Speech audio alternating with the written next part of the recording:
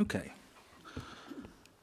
Good evening, everyone, and welcome to the Bedfont, Feltham and Hanworth Area Forum. It's the first one we've had since January, so everyone's welcome, people who will be watching at home subsequently, and those that have joined us here tonight, hopefully some more coming. Maybe some haven't quite noticed it's a 7 o'clock start. So if people do come through the door, they'll be more than welcome. So I'd like to welcome everyone, including the members who are here. Can I start with apologies for absence from members? Do we have any of that, please? Councillor Javed Akhundzanda. For Adriana George, for lateness, she'll be here, but... Well, we hope so. She's an item on the agenda. Thank you for that. Anyone else? Chair, I've got Councillor Bishney-Grung has got mayoral duties tonight. Okay. Thank you very much indeed. I've got apologies as well. Oh, there's another one. From Councillor Praneet Growell. So she won't be here tonight, this evening. Okay, thank you, Councillor Chaudhry. Any others? I think that's it. Okay, announcements. Do we have any points of information or announcements? Councillor Khan, do you want to come in and say something? Thank you. Sure. Thank you very much, Chair, and nice to see you in person after quite some time, and most colleagues who are here today as well, if you haven't been to some of the other events in the past. I just wanted to talk a little bit about the work that we've been doing in the background after all of the incidents that took place in June of 2020. Councillor Khan, yeah, if you could just do it as a sort of summary, because we're going to have a piece on this in the next forum. Fine, that's exactly just what I was to going to say. Just to let people know what's happening. Thanks. So really what we've done is a group of us got together, and this is the kind of work that we've been doing in the background of all of the incidents that took place. There is a pilot programme that's getting done with lots of our ward councillors and officers to help address the issues, and it's very much a preventative approach, but we will give you a lot more detail, as the chair has said, just to do it as at a high level as well, but it's there for ward councillors to get involved and eventually be open up. Did you want me to mention about the Feltham in Bloom as well, or are you going to do that? No, if you wish to. But Yeah, so as you are aware that the work that was being done in the town centre, we did something called Feltham in Bloom that kind of sat in my ward from Victoria School to the town centre and most people know that the Facebook page Feltham in Bloom was an active role, and with officers and lead member with Samia Chaudhry who leads on that, we got a silver, which was an amazing achievement. So I'll leave it there. Thank you, Councillor Khan. And just for clarity on the first thing that Hanif mentioned there, the Feltham Town Centre safety strategy, which has been extended into Bedfont and Hanworth. Just for clarity for members, we've had 2 or 3 Zoom meetings. That's what Hanif was referring to there, in case people weren't exactly clear. You've been to 2 of them? No, on all things. I'll speak after on that. Okay, any more announcements from members? Any more announcements? I've got one here, and that is that the London Borough of Hounslow was voted the Council of the Year for 2021, which is a prestigious award, but obviously that can invite certain reactions from certain people, but I'd like to highlight what I think was the best thing, which was the way the council connected with the voluntary sector throughout the pandemic and the work it did with residents working together, all of us as members, all departments very quickly rearranged things and found methods of working that were extremely effective. And I think that is what has mostly been reflected in this award and make these awards worthwhile. Okay, yeah. Also, we've got Age UK Hounslow are trying to raise money for their Christmas dinner appeal. They're trying to raise £1,500 to give as many people Christmas dinners, the old, the isolated, as they can. I do have a link for that, which I can give at the end of this meeting. So please support that worthy cause around our wards. Okay, so that's any other declarations of interest or anything that members wish to bring up? Okay, so can we turn to item 2, which is the minutes of the meeting which were held on the meeting of the 28th of January 2021. So if we turn to page 6 of the agenda, that's the first page of the minutes. So for accuracy, page number 6, page number 7, and page number 8. Okay, can we agree that is a fair and accurate record? Agreed. Thank you. Matters arising, anything from those minutes that members wish to bring up as a follow-up?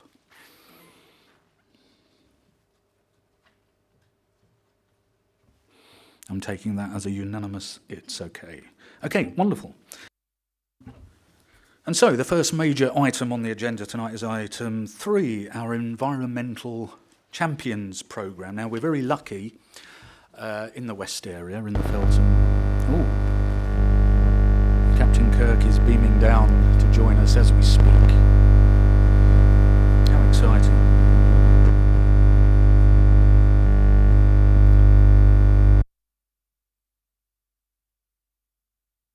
All right, I won't start.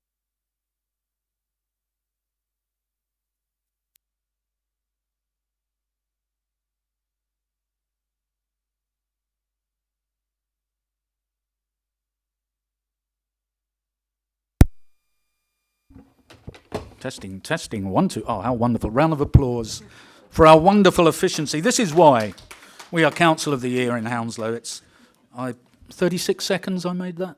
Thank you. Amazing. Yes, where were we?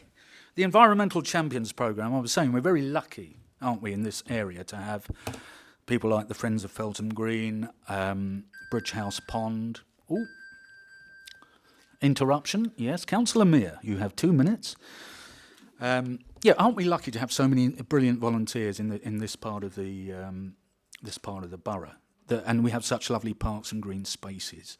Now, this initiative is an attempt, I think, to expand this, not just within those groups, but other people who have actually joined in with things like Feltham in Bloom. And I can see Jenny Tweedy there, who's looking lovely, who's one of our great community champions, along with Anne, of course, in the front row. So here to discuss it, here to give us some more information is Jess Priest. Jess, are you there? Oh, there's Jess. There she is. So let's welcome Jess to the forum and hear what she's got to say.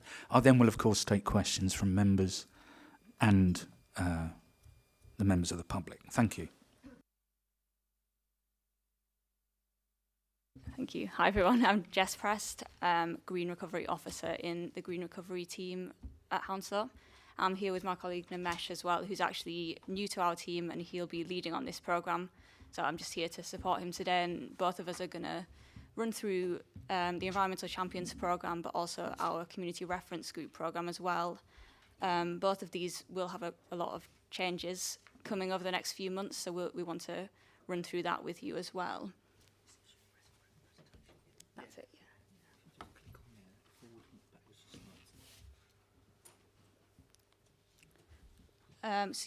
We're just going to quickly run through our team, because it is a new team, the strategy of that team, and then we're going to go over the Environmental Champions programme and then community reference groups. So our team, as I said, it's a brand new team that was established following the COVID-19 pandemic to kind of fulfil our green recovery strategy, which has 2 main aims, which one is to secure a speedy economic and also green recovery from the COVID-19 pandemic. But part of this is also to create a greener, more environmentally friendly borough and a cleaner borough as well. So the strategy was developed post-COVID-19, but 2 of the projects that we'll run through with you today, they were actually developed before the pandemic, hence why we're now refreshing these programmes to improve them and make sure they align better with our green recovery strategy, and also looking back over the last couple of years how we can really improve these programmes. So I'll just hand over to Nimesh now. He's going to run through the Environmental Champions programme. Hello.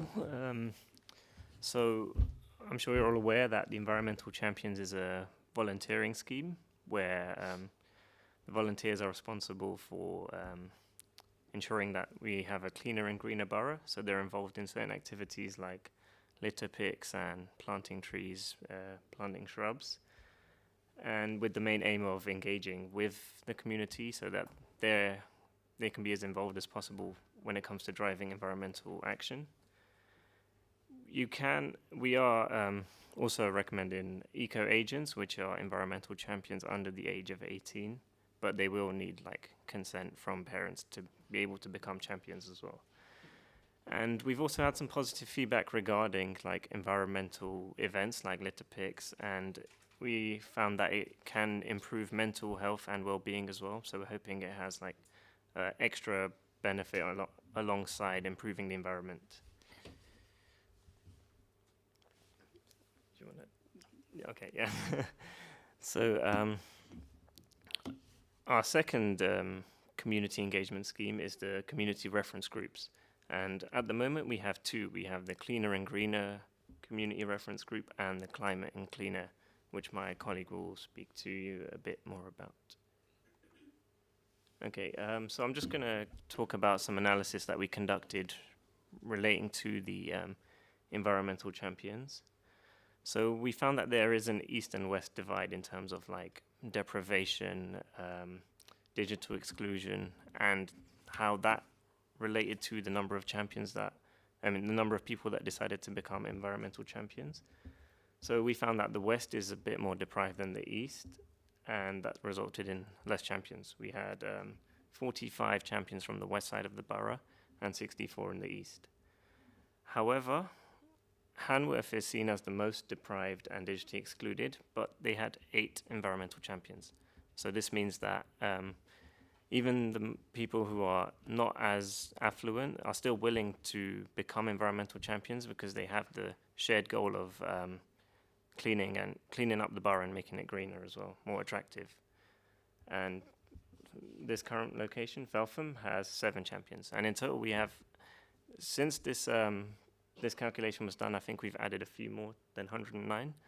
But yeah, so we're still looking to hopefully recruit a few more in most of the borough. Yeah, so I will pass you over to my colleague now to talk about the CRGs in more detail. Do you wanna go?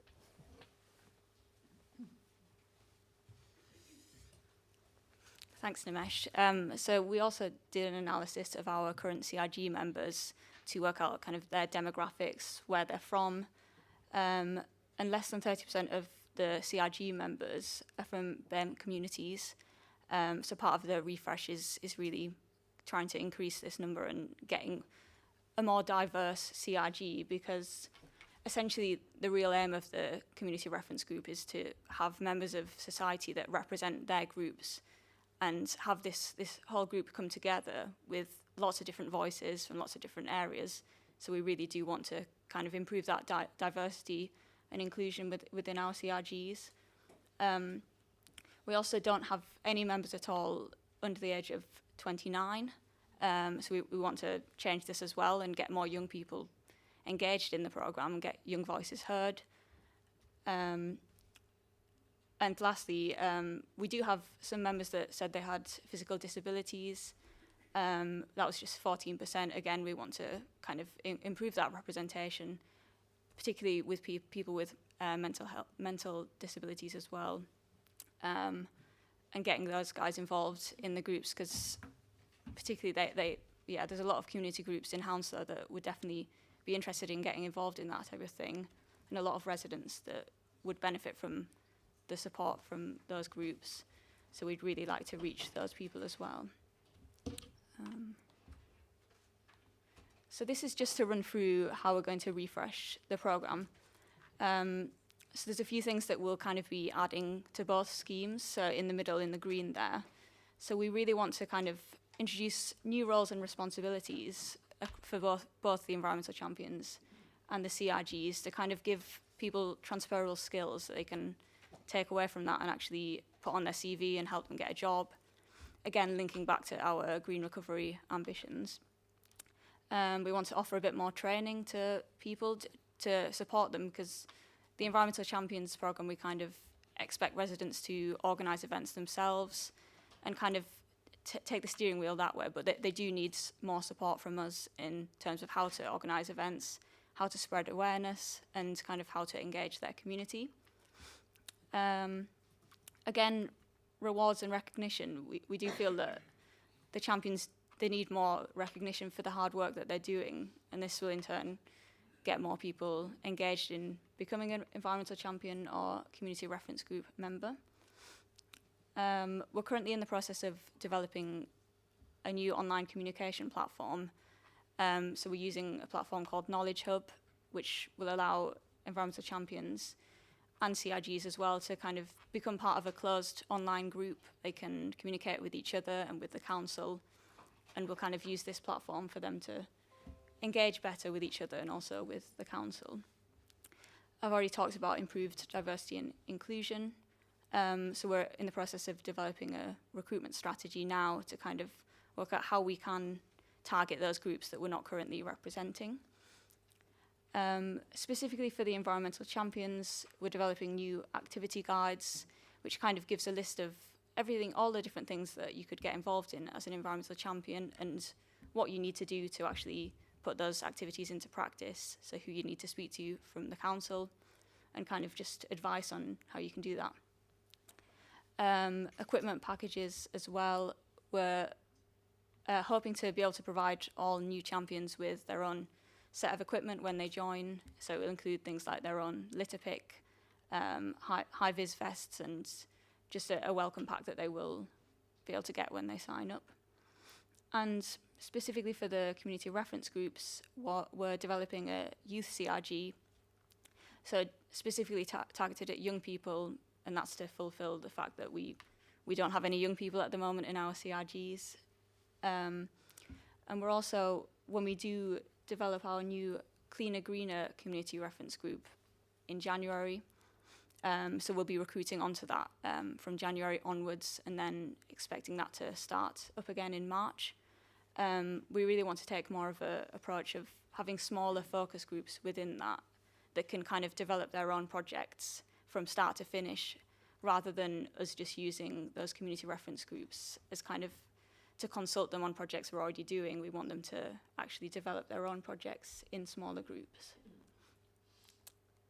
So that's everything from us, and yeah, we'd really appreciate any views or questions anyone has. Thank you, Jess. Members, any questions for the ladies? First of all, I picked up, I'll just have a look around the room. Samir, Kuldeep, Councillor Foote, I see Javed, I see Hanif. Councillor Samir Chaudhry. Thank you, Chair. Thank you both of you for your presentation. I just wanted to add in a couple of things to say. Environmental champions from Hanworth, 8 of them. It's really, really nice to hear. And I know a few of them, they are working hard, and everyone thinks it's a really, really good initiative. People do want to get involved. But on the other end, with the CRG chairing a couple of the green recovery and recently having the meeting in Hounslow House, people are really positive and really would like to work together. And it's just like kind of promoting it more, speaking to the people more and engaging them more. That's what we need as a lead member of Pleasure, what I would like to say. And it's not just from few groups, what I have seen in CRG. I think it's what we need to do. I have previously said it within the couple of meetings as well, that just to see how we can get more people from Feltham and Feltham Hanworth, Bedfont, and Feltham West End to get more involved and kind of communicate more online. I know we're doing it. I'm not going to say that we're doing a lot of work on it, but it'll be really nice if people can start kind of more promoting it within their local groups to see, you know, just to bring forward people, if they can be environmental champions, regardless if they can do a little bit help towards it, just maybe litter picking with the tree planting or anything. Thank you, Chair. That's what I wanted to add.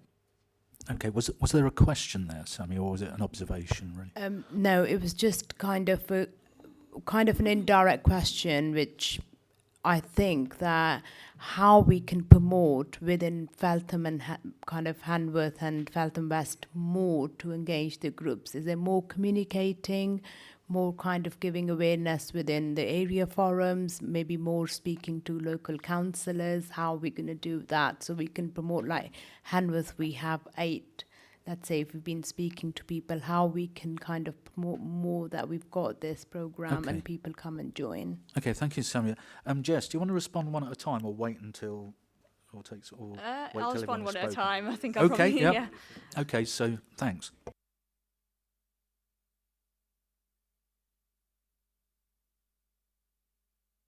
Sorry, it's not. We do kind of identify that we're not reaching certain people because so far our communication has been predominantly online, and it's nice to see that we do actually have 8 members in Hanworth despite them being the most digitally excluded ward. But yeah, exactly what you said, that's what we're planning on doing, is more face-to-face engagement, us coming along to events like this and actually trying to capture those people that aren't already thinking, oh, I want to do something environmental and looking out for it. They might come along to an event and hear about it and they didn't know anything about it before. That's the kind of people we really want to target that aren't already having this on their agenda. Thank you. Yeah, can I just remind members when they finish speaking to turn their mics off, because I think that might affect the cameras actually. So if your mic's still on, the camera's on you. Councillor Kuldeep Tak. Thank you, Chair. Pretty much similar question than what my fellow councillor asked. I saw the representation in this program from BAME community is less than 30%. Is there a specific reason, or is it not advertised well enough in that community? Because as far as I know, the west part of the borough is pretty much dominated. You can see by the numbers in this room, it's pretty much dominated by BAME community, and having less than 30% representation from that community, it's quite concerning. Either the community is not participating or they are not getting the communication. I have one more question, if I may. We don't have any member below 29 years of age, and 80% of members are over 50. It is quite concerning as well that it shows the youth is not engaging with this program. So can we do something better to bring the youth in this program? Yeah, so great question. So I think the underrepresentation from BAME groups is probably related to the fact that we have a high amount of champions and CIG members from the Chiswick area, and the typical type of person that has time to get involved in that type of thing tends to be kind of white of a certain age group. They kind of have a lot of free time on their hands. That's what we have found, that is kind of the group that we do have at the moment, and it is predominantly people from Chiswick. And yeah, we do need to reach more people from the west. That's why we're kind of doing this recruitment strategy, thinking about different ways that we can, because clearly it hasn't worked in the past the way we're doing it at the moment. We don't know exactly what that reason can be, hence why we want to go out and do engagements like this. We have been trying to engage with the groups that we have that we're not currently representing at the moment. So with different community groups, we're wanting to reach out with BAME community groups to actually go and speak to people and say, why do you think, what is it about this program that might not be appealing to you? How can we reach you more? And to answer your question about the young people, I think we do need to kind of offer more incentives for young people to get involved. We've already done some engagement with young people, and that's kind of what they've said to us at the moment. They're kind of not willing to give up their time, especially if they're studying or kind of focusing on that. Things like offering incentives, maybe Amazon vouchers, are just something that they can actually take away from that. So that's one thing, but then I think also the transferable skills element will be really important for them as well, actually giving them something that they can put on their CV. So this is all stuff that we're in conversation with at the moment, kind of how we can make it as appealing as possible. So any suggestions that anybody has, please feel free to offer them. Thanks, Jess. Yeah, I'm thinking there must be some Greta Thunbergs at this end of the borough.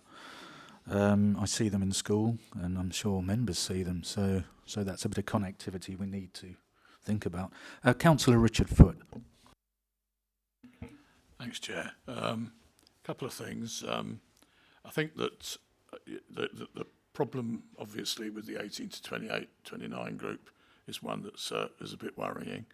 I mean, it is a group that may be accessed through the various youth centres in the area would make more access there.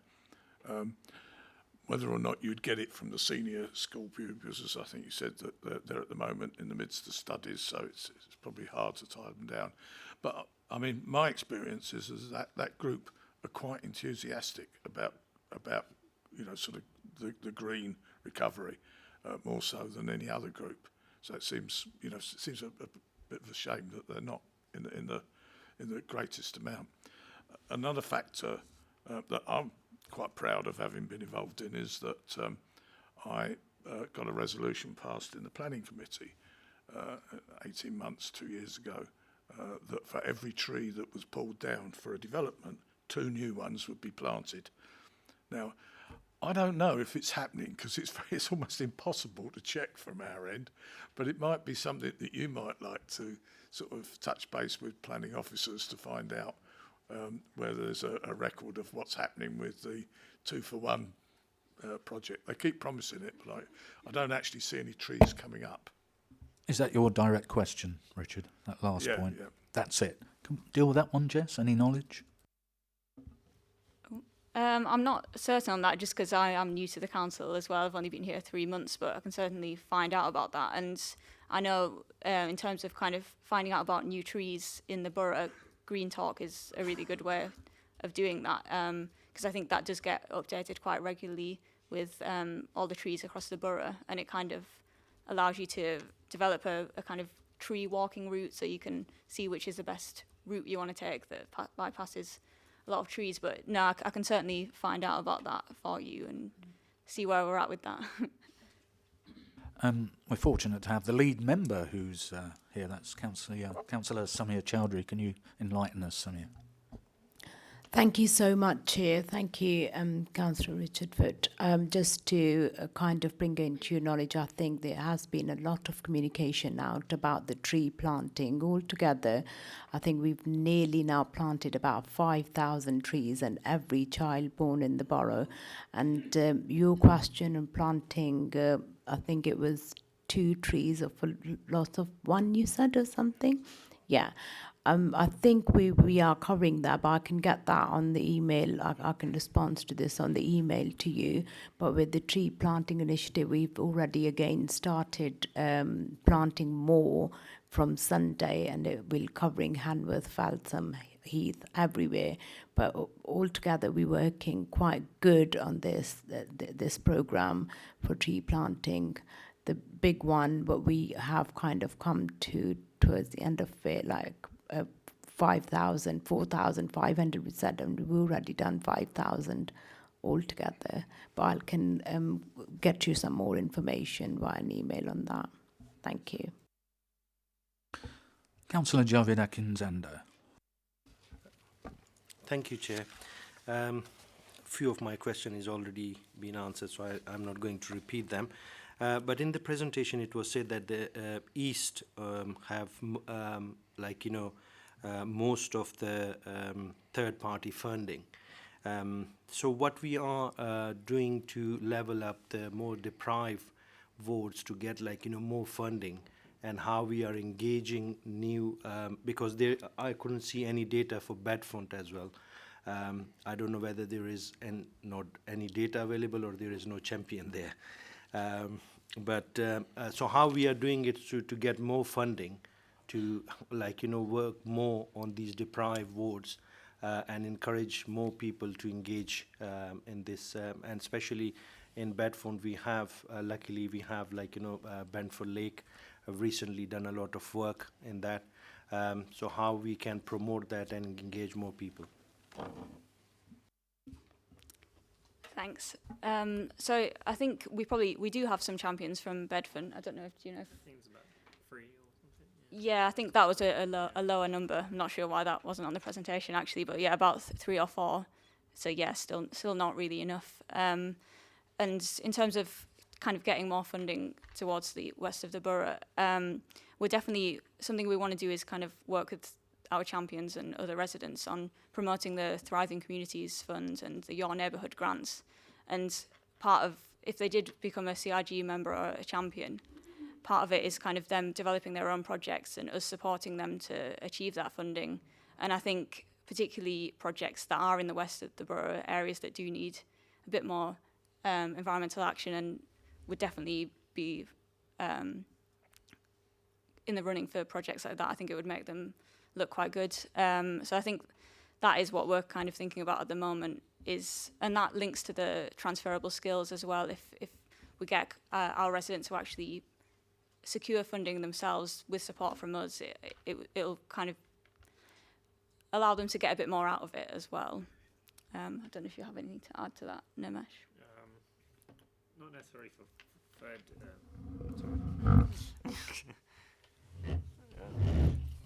I'll just stand. So not necessarily for third sector funding, but we are also looking to communicate with like large businesses in the area as well.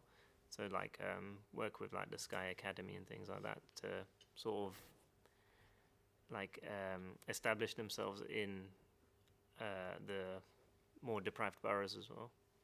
So yeah, something like that might help with investment and funding as well. Yeah, and I think good point, Nimesh. So linking with Sky particularly, because that aligns with another project that we're doing, which is the Green Skills Academy. So kind of offering training to residents to kind of get them to go into green jobs, giving them the skills that they do need to get those jobs. Particularly in kind of attracting young people, I think that's if we were to link up with a company like Sky, that would probably get a lot of young people more interested in getting involved in that. Because I think an element of why we haven't got young people engaged so far is kind of the link with the council, and a lot of young people don't really know what's going on with the council. They don't follow the council on Twitter, and I think if we do kind of have that linkage with private sector companies, that will also engage more young people. Councillor Hanif Khan. Thank you, Chair. Just a couple of questions. Email addresses, how people can contact you guys would be very useful. Was it on the end of the slide? I must have missed that. Yeah, I think we did have a slide at the end. We have an Environmental Champions email address, but if the slides are being distributed, if you can share that with us, that'd be really good. And also at the same time, the website address. Mm-hmm. Also, let us know what we can do as ward councillors with all of our contacts, how we can help you promote this. We've given us a really good high-level presentation of both the environmental champions and the stakeholder organisations as well, because we have links in with many of them as our own respective councils as well. So there were my kind of 2 questions there. A suggestion is, as you develop this further, maybe get in touch with the Prince of Wales Trust. That might be something. You get a lot of volunteers there, and there's different levels of what you can achieve. And if you can, most people know that level of commitment and what you get out of it. If you can level this to each of the levels in the Prince's Trust, will be a nice guideline for the youth. You talk about BAME, which I think is very good, but also I think you need to add in about the diversity as well, more so. One, because it's the BAME issue is very relevant, 100%, but also about the diversity. And what I mean by the diversity, it's the gender, the age, which you've identified, and the youth, so it can all come in together. And I think the only other point I will end on is that if you can give us some examples, which you have already, as to how not the litter picking and the park cleaning. We've got lots of good examples of those already, and many of our champions are there and working with us. But is there situations where we've got elderly people who need their front garden redone, sort of thing? You know, it's now the leaves are everywhere, and it's probably very hazardous for them as well. So examples of that are really good, and definitely share with us the social media, the tweets, include us, or let us know what the hashtags are. And obviously, I'm sure you've got something in Hounslow Matters. I'm sure that will be really useful. Again, that's part of the diversity and inclusion aspect of all of this. And yeah, I think what you presented today is really exciting for all of us. And I think you should engage with us as ward councillors. We have lots of contacts with people who can help and guide you and raise that number of people. And yeah, that's it really. Thanks. Was there a question in there, or is that yeah, basically I think the just email addresses, get that over to us. The website address you'll do. Yeah. Also, a route as to how we can help and let us know what specifically we can do to help you. And also, when you talk about BAME issues, also include the diversity, all of them, all the aspects, because we know in terms of diversity and aspirations, when you look at the East and the West, there's very clear evidence, not only that it's deprived, but in which aspects, from overcrowding to how much money we've got in the bank on our credit card, how much we can afford, down to our education and aspirations. So I'll go on, I'll stop there, but that's what I'm referring to. So I think you got those questions, right? Yeah, got that. And I think, yeah, the ward councillor engagement will be really key. And I think something that we are keen to do is kind of set up a regular conversation with ward officers. So maybe have monthly meetings, or maybe not as regular as that, but to kind of offer that support with ward councillors. So yeah, they can support us in reaching out. I think that would be great. And in terms of the examples, at the moment we don't have that many examples of events, given that it was COVID, and we understand that we do need to kind of improve it to allow champions to actually organise their own events. But yeah, it's things like exactly what you mentioned, just new ideas like that, moving away from just the typical litter picks and other events that they can already get involved in through community groups anyway. Just and the Prince of Wales, how you can, the stages of the Prince of Wales and what you can achieve as youth into what you're doing would be really clear as a communication for the youngsters to get in this. Brilliant, thank you. We'll look at that, definitely. Councillor Candice Atherton. Thank you, Councillor Mitchell. Yeah, it's really good that you're having a refresh. I think it has been really difficult with the pandemic, so I'm really impressed actually with the numbers, and I'm quite impressed with the numbers east to west, but obviously we would like to see more. My question is about the youth groups, just to try and understand the youth group, try and understand that a bit more. Is it going to be geographically located, or is it more of like a online, or does it move around? And then just another question, is anyone able to work a bit more closely with schools as far as recruiting our children and younger people? And my other question was, with the youth group, as you can see, I'm always keen to have more youth opportunities for our young people. But I think it'd be really great if there was scope for, there is loads of young people that care about climate change and the green economy and environment, but they aren't one-dimensional. They also care about knife crime, and they care about mental health, and they care about lots of other things. So I think if there was scope to be like seeing our young people as holistically caring about lots of things and having lots of their own needs as well, I think it'd be really great if there was an opportunity for those things to grow organically and to become just more youth groups is what I want. But yeah, and just to check that you're working with what we have still got left in the council as far as our youth provision and early help and the different targeted youth teams. Great, thank you.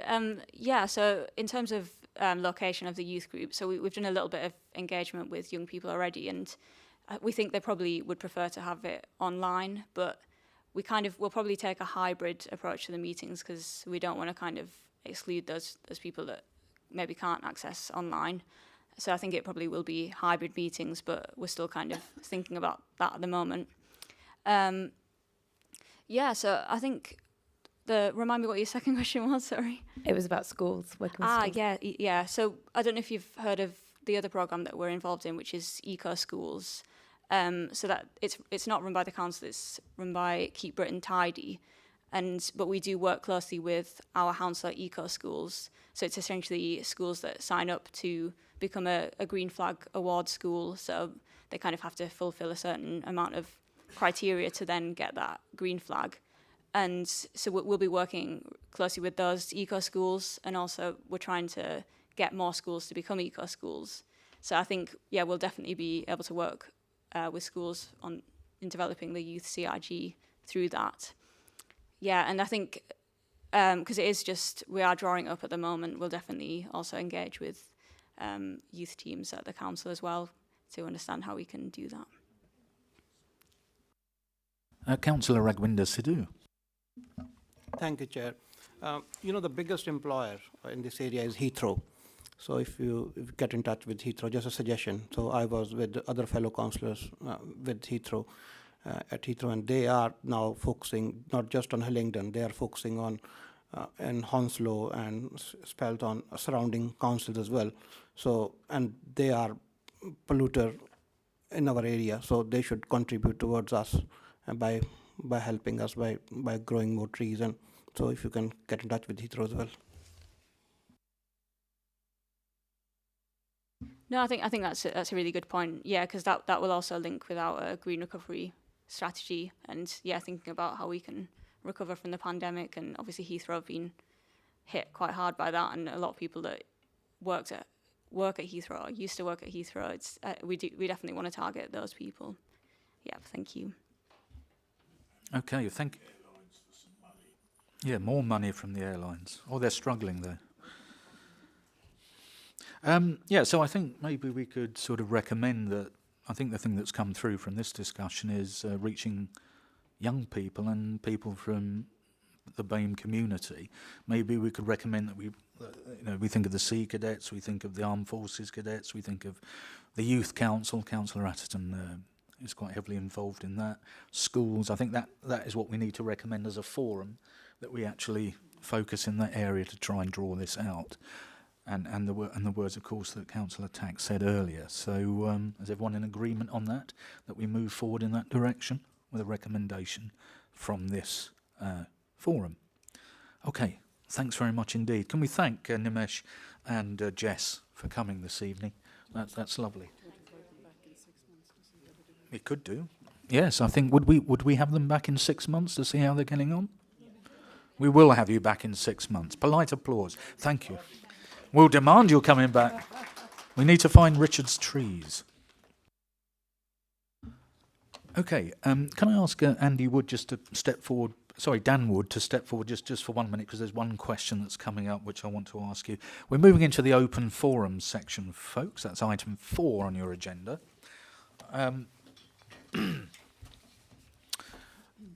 The one question which I had come through, which we had come through prior to the meeting, was from Pauline Smoothie of Guildford Avenue in Feltham West, who was wondering what's been done specifically there about the possession and the exchanging of drugs in and around the area of the Railway Alley and the underpass at Padstow Walk, as it links to Guildford Avenue. So can I just start with that, as this is our written question. Dan Wood, can you give us some information on that, please? Yeah, good evening. Thank you for the question. So I had a look at that, and that is the individuals in that area involved in that activity are linked to Feltham High Street. The work there is still ongoing. We're meeting regularly with yourselves and housing and the local Feltham Centre staff. We've done some work long term with some of the offenders. We've secured knife crime prevention orders. Our shifts are now targeting that sort of behaviour rather than just being earlys and lates. We now move staff onto like a later provision to target that activity. In the long term, that area is now subject to a problem-orientated policing plan. So rather than it just being, a load of police officers in a room trying to sort out a problem, it's now subject to an actual accredited advisor. I can give some information on that if you want, or should I wait for my update? But it's all linked to that main problem. Okay. Yeah. It is linked. That question there is linked to the main problem on Feltham High Street with them individuals, yes, which we're trying to get to the bottom of. Thank you, Dan. And that also links to what Hanif Khan was mentioning earlier in the Safer Community Strategy developed since the summer. Okay, so open forum. This is where we turn to members of the audience. As Anne has left the room, it's Jenny in the open forum. Jenny, do you have any questions for us this evening? I actually do, yeah. Back in the summer, I took part in a consultation about What's it, ma'am?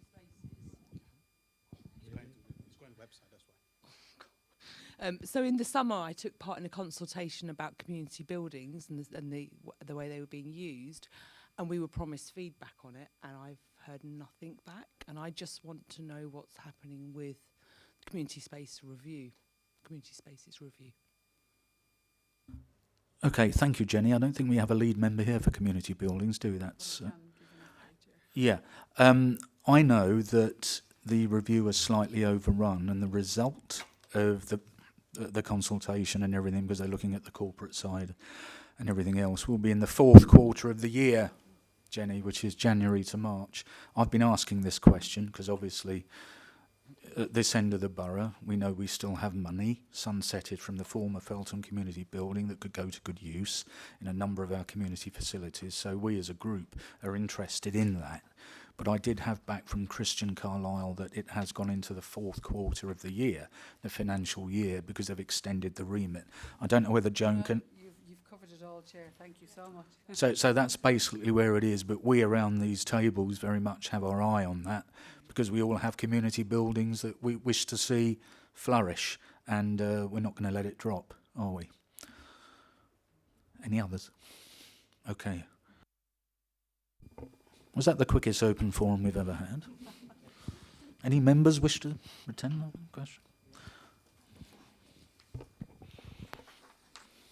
Did you say you had a question, Hanif? Not in the open forum, you're a councillor. Yeah, I was being frivolous. Carry on. And you don't need to answer it now. There's a bit of a confusion with the murder that took place in Hounslow Rally Way. It says Hounslow, is it Southall? That you can leave that, but on the website it says specifically Hounslow. So, but it's Southall. So, if we can just deal with that one, that's an open. Yeah, thank you. Dan.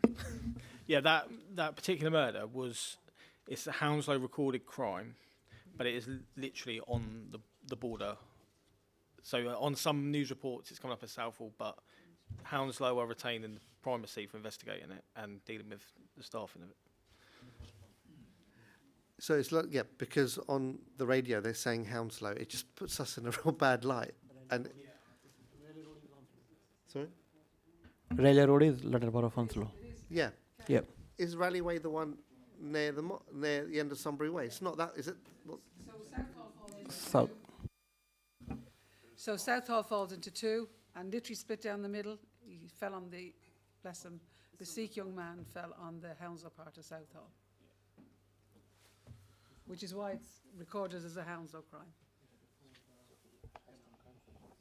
Okay, I mean, what can you say about that? It's just astonishing. Okay, that's it, I guess. That's a short open forum. I'm sure the next one will be busier. Yeah. Yes, Chair. of course. Sorry. Yes. Did someone put their hand up? Councillor Kamal Chaudhry. Thank you, Chair. We had a question from one of our residents that I think I emailed you about earlier, a few weeks previously.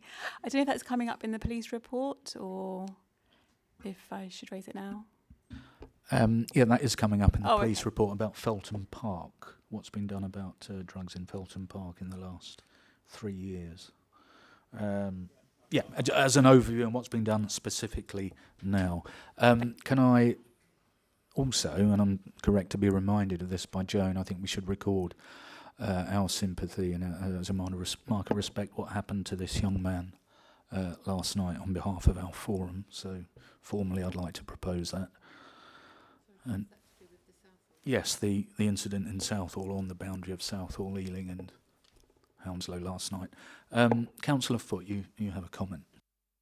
Yeah, I was really just going to throw in about the drug problems, and one of the things that I've noted, for instance, in Hanworth, with the Bear Road recreation ground, where I think you've actually raided a house where they've been producing them down Grove Crescent.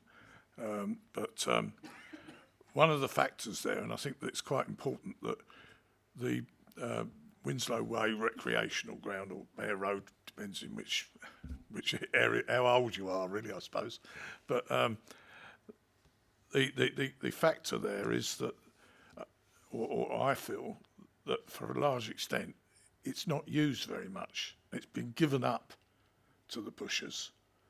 And what our message is to residents in Hanworth, around there, is just go and take it back. Take it back from them by using it. Now, I know Samia, in her role as lead with Parks, has done quite a lot of work of revitalising it. We're trying to steal some money to get a fence all the way round with proper gates that automatically shut. But that's our feeling. And I think in many places, if you abandon them, the areas, to the pushers, then they will take over it. But they don't want to operate in an environment where there's lots of people. That's not really what they're after. They're somewhere where they can creep away into a corner and do their dirty deals is something that they would rather have. So that's sort of trying to make sure we're using our open spaces for residents and get them made so they're attractive to our residents and their children is a good way of making sure that we can get towards a safer community. No, I was just going to say, do you want me to do the police report? Thank you, Richard. Yeah, and isn't it good, actually, because we do have green spaces and community groups in and around Feltham that have taken ownership of places back, like Feltham Green, like Bridge House Pond, and making them better and nice. And Richard, you're absolutely right. Reclaim these things for everyone, for the people, for the community. Thank you. Thank you, Dan, for the time being.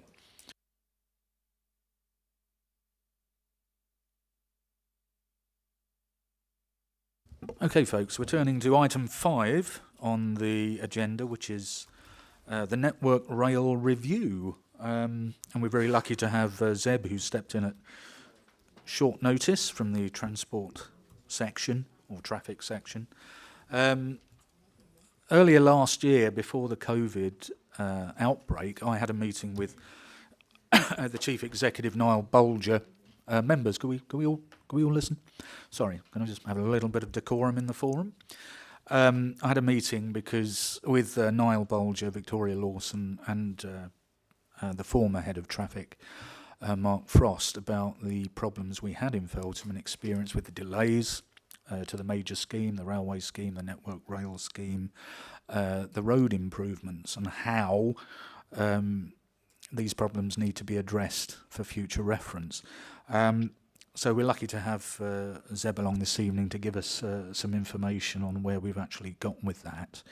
And I think we've already made progress. But the one thing we haven't done because of COVID is actually extend that into the public for their response, their observations through that period, what they saw and what we could do better. I think we've done our part, which Zeb's now going to tell us about, I believe. Thank you, Zeb.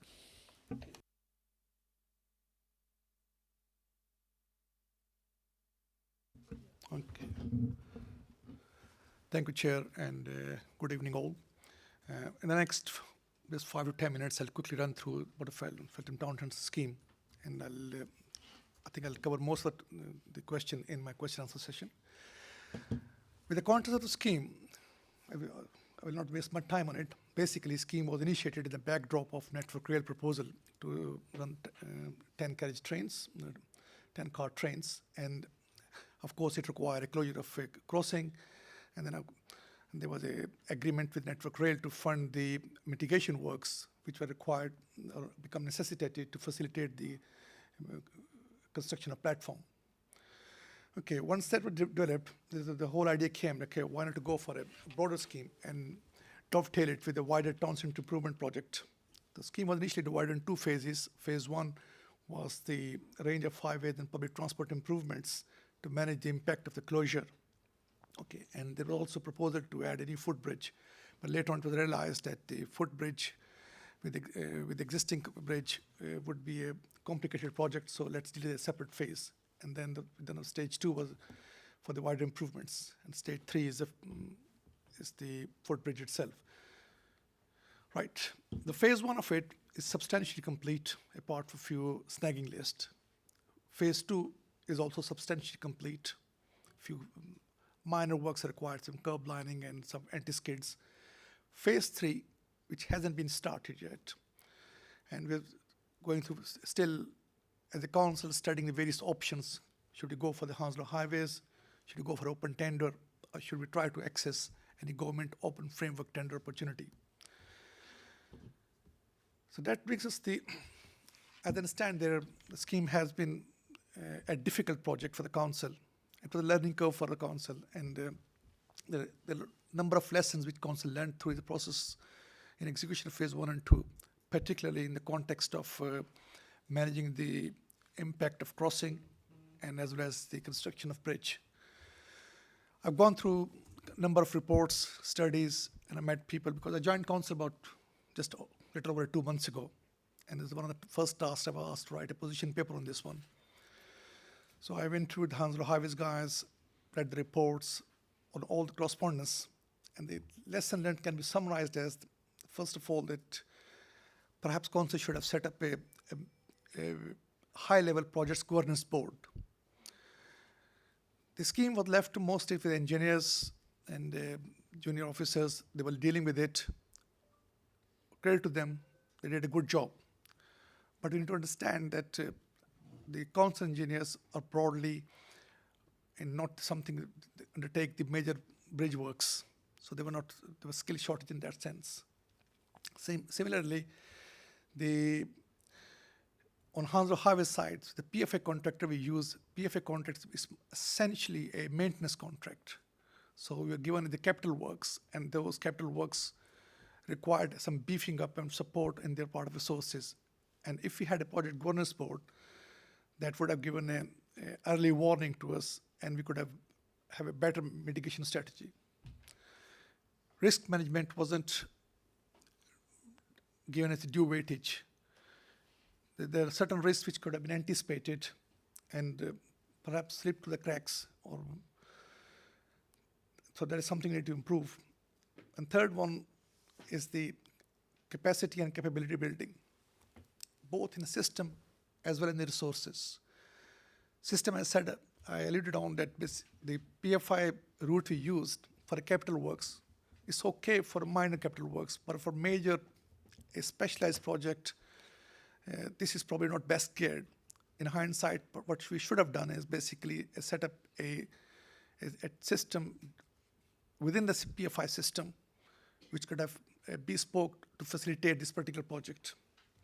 And of course, Hounslow Highways side of stuff, the resources are mostly our engineers, the staff they have, the skills were not fully, shall we say, evaluated and examined and scrutinized by us. Fourth important lesson was the adopting to modern method of project management models. Unfortunately, as always the case in the public sector, it's not as lean, agile, or as efficient compared to the private sector when it comes to executions, because we work in a different sphere. And our officers are not fully trained, or shall we say, there is a skill shortage in that sense. They need to be adopt to the more linear and agile method of project delivery. And last one is the public communication. Perhaps we also lacked in this one. Public communication wasn't dealt or pitched at a level which it should have been done, and that's why kind of we raised the expectation very high. Then when it comes to and under difficulties, the communication system didn't cope with expectations. So a more timely communication system would have benefited for us. So these are the key lessons which we just summarized. And finally, the good point is that currently we are evaluating the procurement options. Okay, the design which is required for the bridge is almost completed, but requires some tweaks.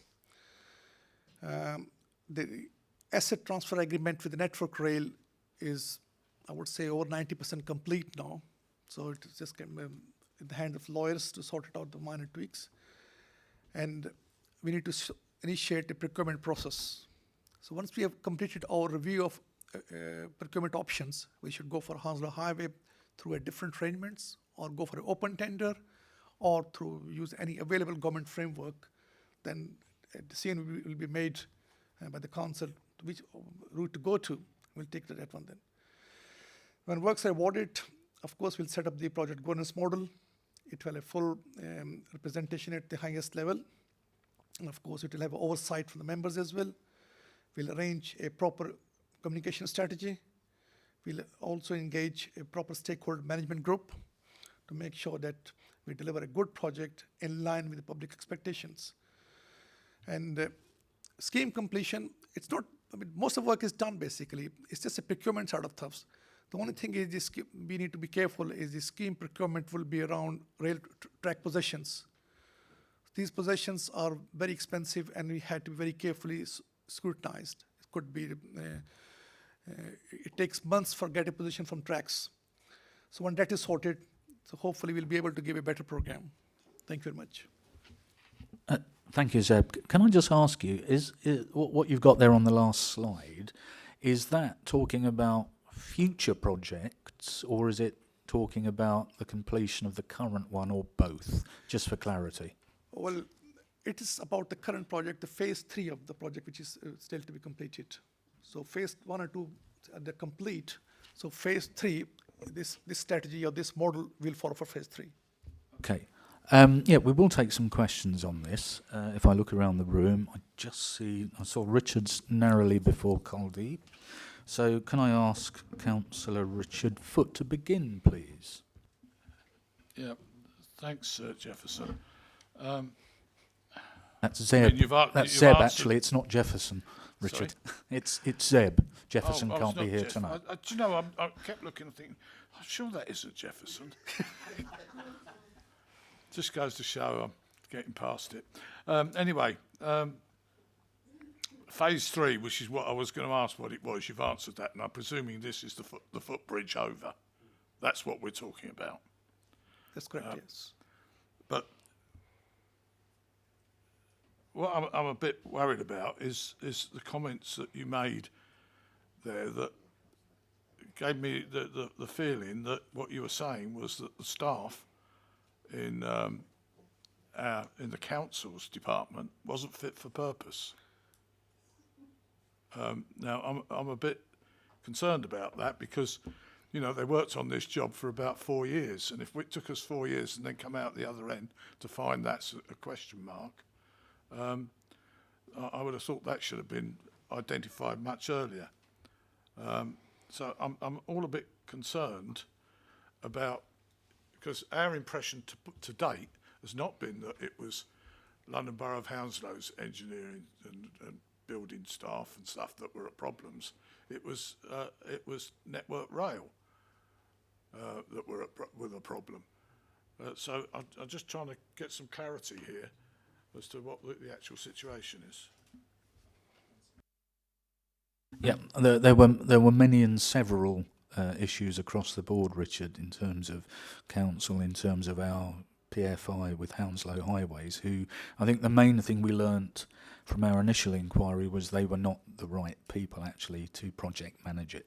Can you 4 years to change that? Well, Zeb, can you just give us a bit more? Right. Okay. First of all, let me make it very clear. I didn't say staff wasn't qualified. What I meant was, or the system which is set up like this, with the Hounslow Highway contract, is essentially a maintenance contract. So to navigate a capital project through a maintenance contract was a bit challenging. Okay. The Hounslow Highway. Okay. Okay. So I got that, but if you don't know the difference between a capital project and a maintenance project, that's some real serious questions need asking. No, the Hounslow Highway are delivering almost, I would say, all of our capital projects since the PFI contract. So there's no issue on that account. So this is a specialist project basically for bridge part of it. So that require a different, shall we say, mechanism or different vehicle should have set up basically. The council and was the project managing it. The technical staff, the delivery part of it, the design part of it was done by specialists and managed by Hounslow Highway. So there's not a statement on the capability of the staff. It's just the way the system was set up, the way the vehicle which we used. In hindsight, we should have done a better system for in place. With regards to qualification, all the staff we have is fully qualified, accredited, okay, and fully qualified to deal all the challenges. And you will see in phase 3, we'll deliver a very good scheme. Could I just follow up on a final bit? Is the situation regarding the delays that we had on there, are you saying that that's down to London Borough of Hounslow staff or down to other serious problems that were located there that were not known prior to delving, like, for instance, some of the cables and some of the piping that ran across the bridge that nobody knew anything about until they dug the road up, which, again, there was a rather amazing divulsion of what was happening. Can I answer? Yeah. Okay.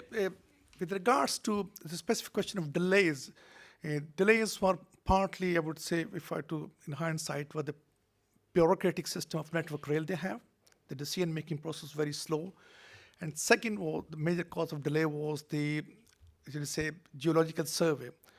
They didn't go that deep enough they couldn't find out that there were some, should we say, unknown structures in subsoil. And start digging up the piling foundation, they found that they came across a structure which was completely unknown at the time. So that kind of put delay on the whole design. It's a pile foundation, and they have to think of it in an alternative measure, maybe go for a footing or footing or padding foundations basically. So that kind of result in delay. So the number of action or actors which are at play, and that led to or contributed to the delay.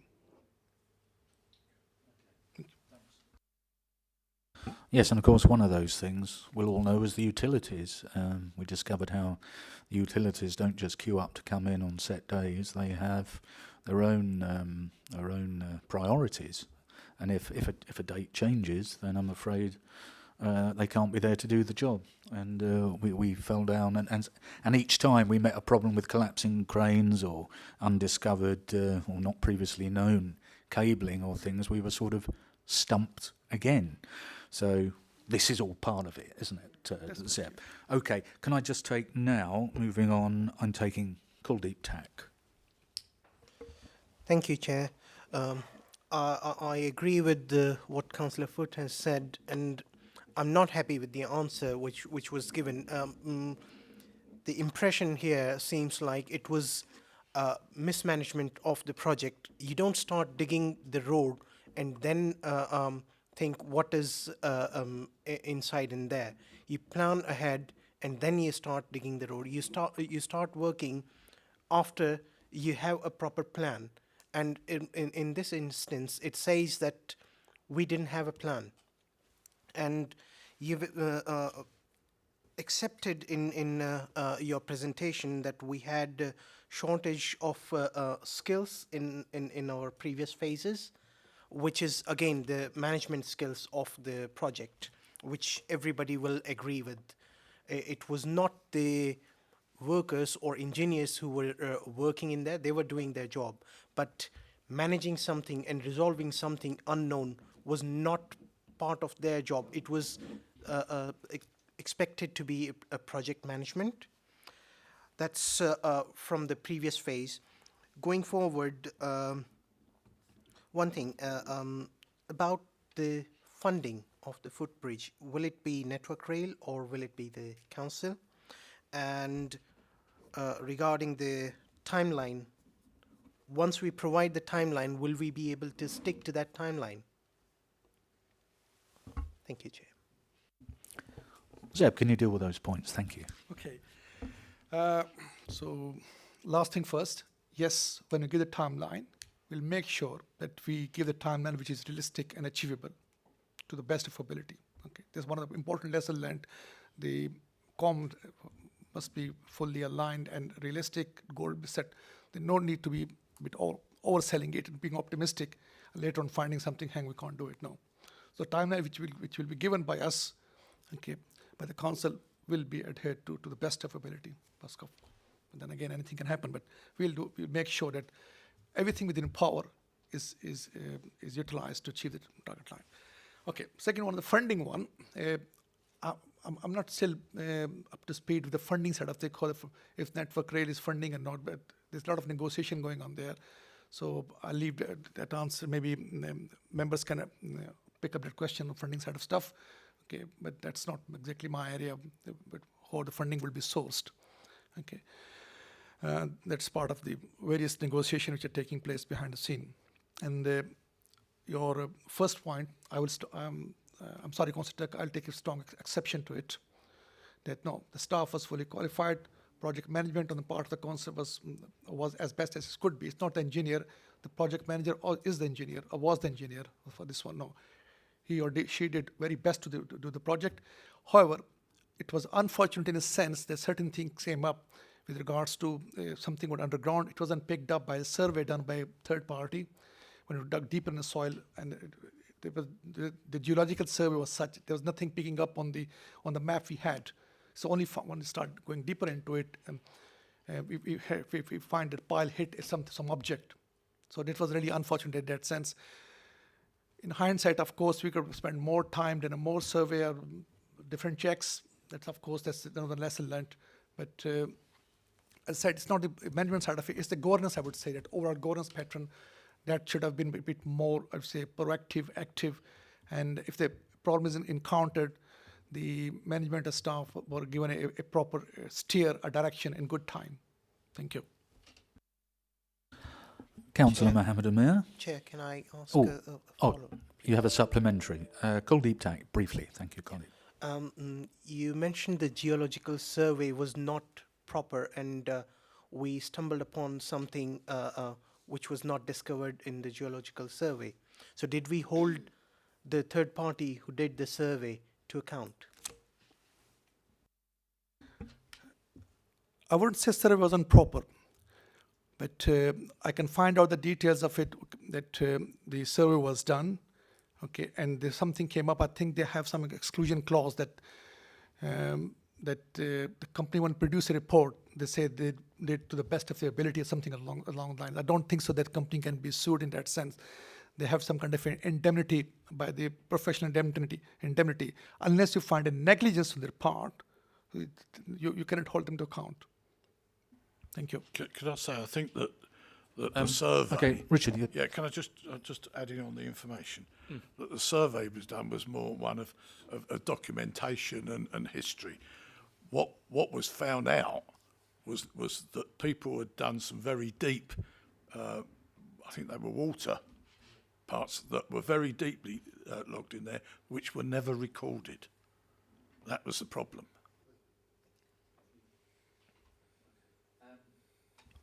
Can I ask Mohammed Umair he's next on my list, but Councillor Khan, I know you're the lead member. I will bring you in shortly. Thank you, Chair. I just wanted to, I know you've already touched on the lessons learned, but what I want to know is whether these list of lessons learned that you've got, I don't know, the survey, that, I don't know, skills or the special expertise, etc., whether you're preempting those going forward and how those will be used to basically make the timeline more efficient. And I mean, from an engineering perspective that you touched, that you wasn't aware what was third-party stakeholders or other cables and pipelines that were there. This time round, would you be sending out, I don't know, BT or Network or Thames Water, whoever it's going to be, would you be sending out initial queries to find out who's got cables? I know the survey may not capture everything, but having worked within the engineering kind of discipline myself, I mean, would you be then sending out queries from other stakeholders to find out whether, or letting them know you'll be doing works, and so they can provide you the correct information? Yes, Councillor. This is one of the lessons learned, basically, that's why we're taking time. We're taking time to assimilate and learn from what could have done better in the past. And these estimates for the third-party utility companies, their diversion plans, their assets on ground, all these will be programmed and factored into the program which will be presented to the council at the time of approval. And we can assure you that we will leave no stone unturned to deliver a very good project for phase 3. That's why we're taking time on that one. Councillor Kamal Chowdhury. Thank you. Didn't realise I was going to be up. I just had a question about a survey that was promised to residents, I believe, at the last area forum, and residents are not very happy that they haven't been survey hasn't been forthcoming. So something that I've tried to chase as well with Jefferson. Unfortunately, he's not here today. And then we were promised that a survey was coming up to capture residents' feedback and, the comments that they wanted to make. I've tried to chase it on a number of occasions and told it's imminent, it's coming, but unfortunately we haven't had a survey yet, and residents feel like that's been denied to them. So just wanted to find out what the latest is with that, and hope that there is a survey coming so that residents have the opportunity to provide their feedback. Thank you.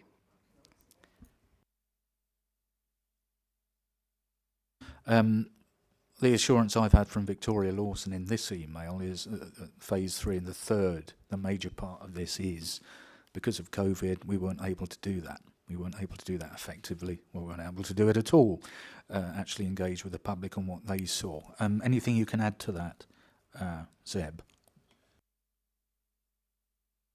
My apologies, to be honest, I wasn't aware of this public survey. So my entire focus was on technical side of stuff, because the meeting was supposed to be attended by my manager, Jefferson. So in the last minute, I came instead. So as the chair said, that because of COVID, probably that couldn't be arranged. But I see no reason once we get a green light to survey can be arranged. Yeah. So as chair promised, that will happen. Yeah. So it will happen. If we can just make sure it does happen, because it's been promised a number of times now, but unfortunately hasn't materialised. So just wanted to raise that and just ensure that is followed through, please. Thank you.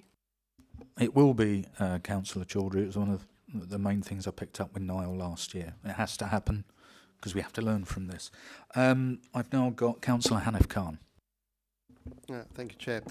I just want to say thanks for Zeb anyway stepping in last minute, because it's not easy to jump into this type of environment when there's a lot of history which we are all aware of, and for an officer to come in and be able to give all the facts, and I think he's been quite honest in everything he's presented to us in terms of the learning and how we will move forward. And I think that's in itself, being able to analyse internally and to be able to come and talk to you about it openly, I think in itself shows how much the teams have grown and expanded and learned.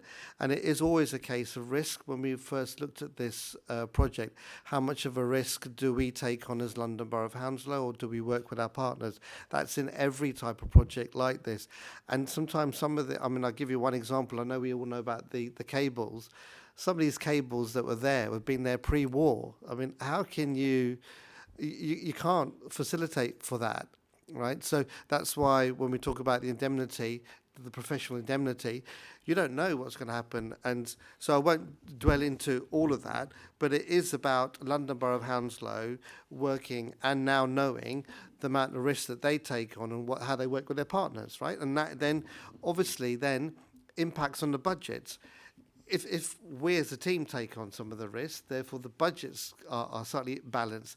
If we give the risk to someone else, then the budgets increase. So this is just normal capital projects that the teams work on, and that's where we've been quite honest and what we've learned. Phase 3 will come through. Just as an iteration, if we remember, it was Network Rail that came to us for the 10 carriageways to improve that facility, which we as a council said yes, 100%. It's great for Feltham. It's great for the west of the borough. It allowed more trains to come here and get us into central London, which is good for our borough, brings us into the 21st century, and it allows us to grow all the work that we're doing with the West Area Plan, it all fits into that. It was to improve the road safety. We forgot about that. It's much better. Also improve the bus timings. We've got 2 new bus stops as well, where people coming into Feltham feel a lot safer. So there is a lot of great work that happened, and I agree with the questions earlier about what our residents went through. We all felt it, myself and Chair Councillor Mitchell. How many meetings did we have in the compound fighting your corner with Network Rail? I mean, we were there in the thick of it, and residents calling us up like you all did as well. So we're ready for that next stage of engagement, and that's very clear. We want that, and that will happen. So I just wanted to just say that. Thank you, Chair. To quote a former Prime Minister, we have the scars on our back to show what we did at the time. You know, Tony Blair that was, by the way. Yes, and let's not forget, Forum, that what we have here is a good project. We have a lovely smart town centre, and it's getting better. We're raising the bar, and it will get better over the coming months and years. That's the long-term aim, and we have learnt from this, and we will learn from this. Anything you want to add to that, Zeb, before we let you go? Another question. It's the wonderful Councillor Candice Atherton. Thank you very much. Yeah, I didn't know that the surveys had been promised and not taken place. I think that I would echo that's really, really important that does happen, but it sounds like it is going to. I'm just trying to understand. I mean, I go over the bridge on by car and by my bicycle, and it's all great, but I don't need to go from one side to the other, or occasionally when I do, it's just to use the train station. So I'm just wanting to understand what the demand is for phase 3, how much of the community is still very frustrated that part hasn't happened. Because for me, the bits that work for me personally, it's all working really well, but I appreciate there'll be lots of people that are still waiting for that sort of access across, especially people who aren't able to use, steps, etc., having to take longer routes round. So I just wanted, it might not be for today, but I want some assurance that we will be getting told at a later meeting, a balance of the demand for phase 3, and also what the level of disruption is going to be, the realistic level of disruption. That's my main question. Okay, we are working on it. Okay, so one of the things, that's why we're taking time, that we need to make sure that whatever mitigation measure we put in place in terms of demand management and diversion or difficulty or a problem which is caused by the construction works is kept to the minimum, and to say the very least, at least residents are kept up to speed. This is what is coming. Okay, certain things are unfortunate but unavoidable. So this is one of those things. But if you look at the bigger picture, the fruit of it, that you will have a modern bridge which is fairly wide enough for this bicycle. So that is what is being looked at very carefully. And once we put together a program to the council for approval from officer side, and I'm sure you'll have a full chance to look at it and debate it, discuss it. It's my intention from officer level that, as I said, concerning said that I wanted this discussion to be very candid and open forum thing. That's why I kept everything open, no hidden. I know the scheme has some history, something have been very nice, some not so nice, some even toxic. It's okay. We are where we are. It's collective for us, basically. We put together a program. We'll present to the council. Everybody has an opportunity to give a feedback to that one.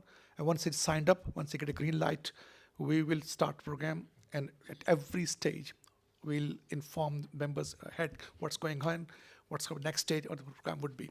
And if you come across an unfortunate issue, we will let the people, or through of course the normal channel, in good time. That's all you can promise. And we have a team in place now. We have acquiring skills, and it's just we go and finalize the recommendation. We'll let you know which we go to.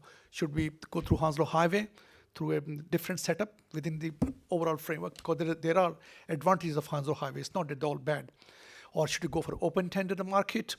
Or should you go for any other available framework? Okay, thank you. just to come in on that, Zeb, there is a team dealing with this now, and there wasn't before, isn't there? There's a specific team, and that's one of the advantages. I'll briefly take Councillor Hina Mir, who may be about to mention the footbridge. Thank you, Chair. Can you share the information, which stage are we on at the moment, so we will be able to inform the residents as in terms of, you said phase 3, which stage are we on, and what information we can give to residents in terms of that?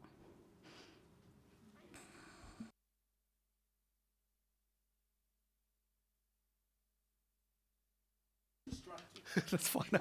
I was waiting for your note to say that. Yeah, sure, we will share it. I mean, all you can say for now that the council is very keen to start phase 3, okay, which is a bridge part of it. It's a, come to say, in some ways, icing on the cake. Yeah. And at the moment, we are evaluating various options, procurement route, basically. There is no question it will not go phase 3. Phase 3 will happen. It's just that we take a step back and assimilate what's the best way to go forward in terms of procurement, so that we don't repeat mistake we have. Yeah. So once the timeline is still not firm, the timeline we presented to the, of course, to the member, to lead member, and once it's become approved, then we'll be able to share with the residents. Exactly, that would be much better because whatever has happened in the past. So it's not. Yeah, but I mean, we can apologize. I can say that. I mean, we can apologize on site, but yeah. An email from you, yeah? Not so soon, okay? Because unless the operation, all the options have been fully evaluated, okay, checked, approved, then I think it will be a risk for sending us a half-baked information in public domain. There's no mileage for it because you'll get a flag for that. Hang on, you said this thing and you don't do it. So I would take a cautious step. Or I can give you a positive message. Yes, we are keen, we're determined, and we just paused a little bit, and phase 3 will be started soon, and some program will be shared with everybody, and we'll take everyone on board for its delivery pace. Thank you. Yes, I have to back up what Zeb's saying from my experience with Victoria and Jefferson. They are absolutely candid with this exercise moving forward, phase 3, and it's all in the open, when nothing's going to be hidden. And I think those recommendations, you know, the stage 3 funding, can we find out exactly how that's going to be done? And the processes, which I think has been raised from the floor, surveys with the public. Chair. And the demand balance. Yes. And I'll take a question from the floor, which I believe Anne may have passed to. It was a comment, just a bit of an update. So thank you, Anne. Are you happy for me to just, just saying that the highway survey was advertised in the local paper this week. So not online yet, but hopefully imminently then. So.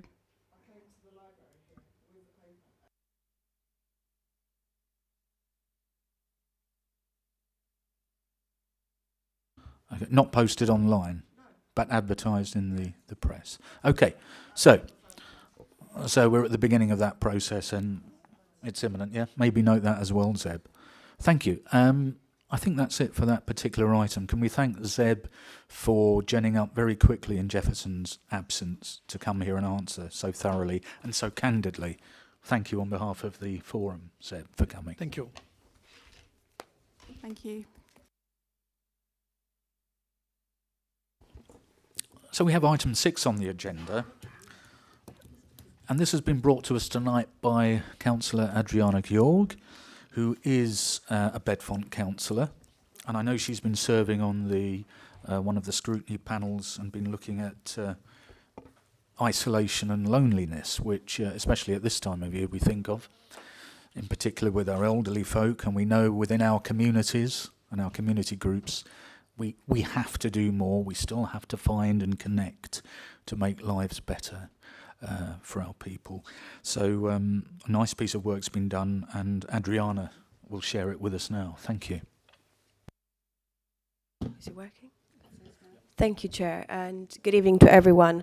Yes, it was very interesting for all of us that we've been part of the panel to participate into the work we put in, specifically into social isolation and or loneliness.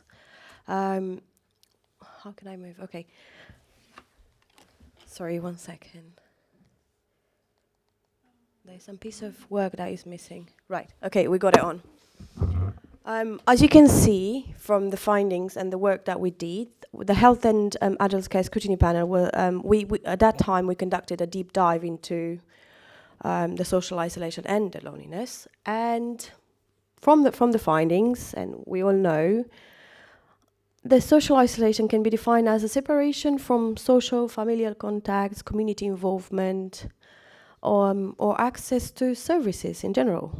Whereas the loneliness, it's subjective and can be defined as a negative feeling or mood associated with a perceived gap between the quality and quantity of relationship that we have and those we want.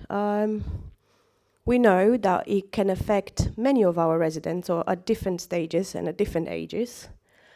And that can happen at any time into their lives, including people when they're relocating within the borough, being unemployed, having a baby, losing a partner or a friend, through possibly divorce or death, having a long-term health condition or disability, being elderly or frail or not having English as a first language, and then so many to name us. It did had a significant impact on our residents' physical and mental health, and specifically into putting pressure into our services, into our hospitals, and the low productivity amongst the borough.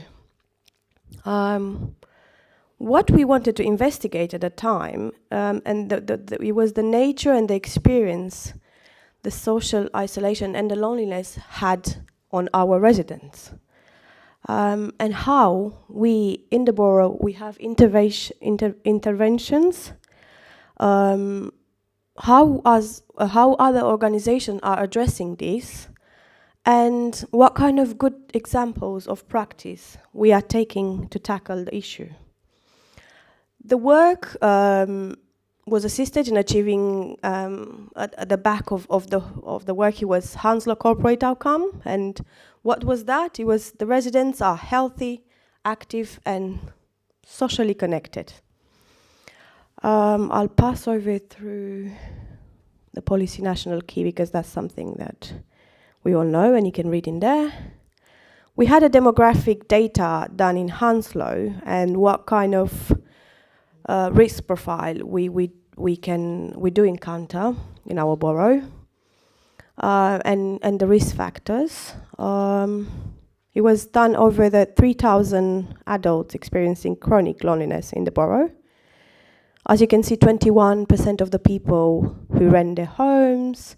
Then we have 46% of the Hounslow residents report having good or very good health, compared with the 49% of people in England. I was just going to pass on the message. If you could just come back a bit from your mic. So. Okay, cool. I think so. I do it as well. I get told off. Is that okay like that? Better? Sorry, I didn't realize. Great, thank you.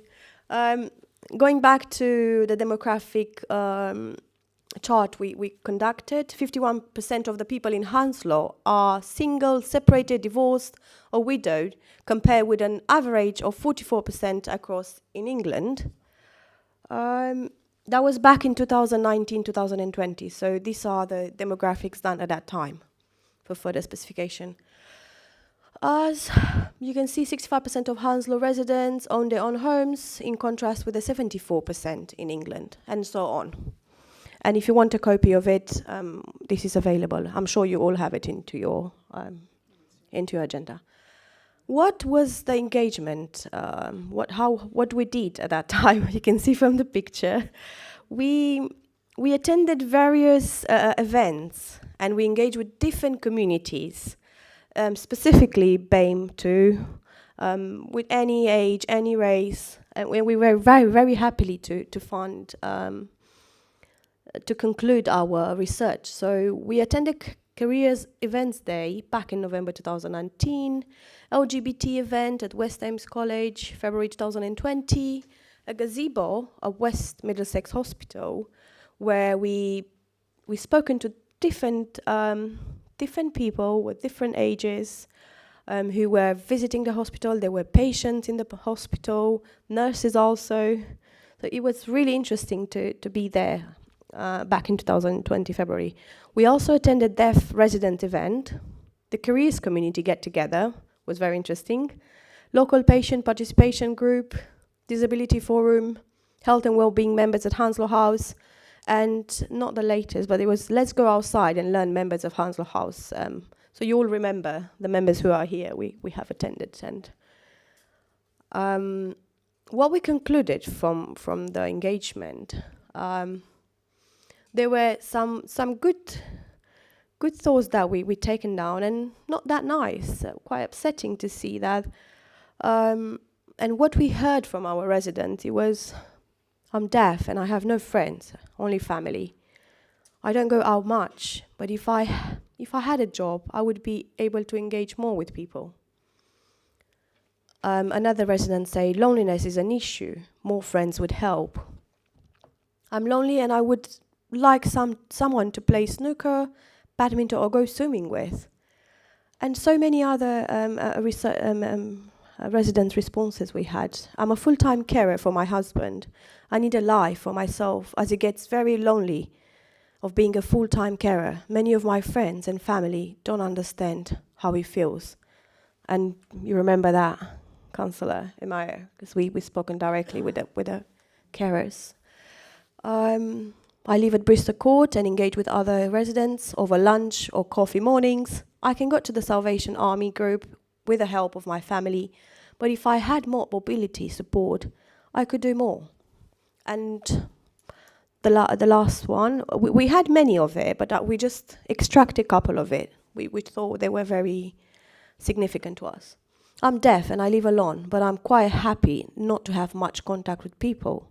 I attend the Healing Deaf Women's Group once a fortnight, and I speak to members of my family. I'm happy in my home, and I do not want more contact with people. Cool. The fundings we had and the data that we looked into. Yes, the residents in Hounslow are at risk of social isolation and loneliness.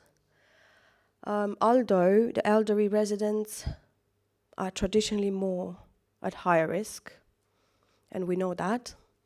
There are also other groups with the borough who are also at risk. It's likely that people live alone, as we could see from the chart. Some are not vulnerable enough to know to statutory services, but who are at risk of falling into crisis if they continue to be into social isolation. In London Borough of Hounslow, we do provide a range of services to residents which can assist them in avoiding social isolation and loneliness, and if we can reach to them. And we do have a different engagement. So I'll give you some example of it. Transport, adult social care, parks, leisure centre, and so many. There are also a number of organised groups in Hounslow to support these residents, but some find it difficult to travel to these groups alone because they have their own physical problems getting there, or because they cannot get respite care for the person for who they are caring. Although the data shows that Hounslow residents are able to access everything they need to know online, there are some residents, in particular those who are elderly and specifically housebound, who are still preferred to access information online. And not only paper communication, because we've been drawn attention of, oh, I don't have a computer, I don't know how to use the services. So paper communication is best way in some circumstances, and I'm sure you're all aware of Hounslow Matters, and it's a way of communicating with the residents. Now, speaking about the most important thing, our recommendations. What recommendation we did to the panel, to the cabinet, and the panel recommended back in 2019 and 2020. To maintain the momentum built during the COVID-19 pandemic in adopting a neighbourhood approach to tackling social isolation and loneliness, to encourage a cultural shift in Hounslow where residents look out for the neighbours, we look after each other, we speak to each other on public transport and into community spaces, just paying more attention and harness the mix. Right, number 2 was to develop a system of markers to raise an alert and ensure that all frontline staff, including recycling and refuse, are trained to be active listeners, observers and responders so that every contact counts in identifying Hounslow hidden citizens who are most at risk of social isolation and loneliness. So for example, we said about the postman or the person who collects the recycling. They might see something, they haven't taken the rubbish out, so there might something happening with a resident. Number 3, adopt a whole council approach across all services to assist residents to build further connections between them and to reduce the social isolation and loneliness. Number 4 was to work with the voluntary sector and the statutory services to help capture and embed the social capital that has developed across the council. Number 5, encourage organisation to promote and publicise existing services to Hounslow housebound residents using mixed channels, including paper-based and offline channels, as well as digital, as we know we live in a digital era now, and to attempt to reach all demographics and all the residents. Number 6 was to empower the local community to use a new approach to transport for residents who are socially isolated or lonely in the borough through voluntary driver or travel buddy, having a travel buddy schemes for residents who are housebound or in need of practical support to attend local events. We all had in mind, as I say in the beginning, the corporate outcome. The residents are healthy, active and socially connected. Now, the cabinet response to the recommendations.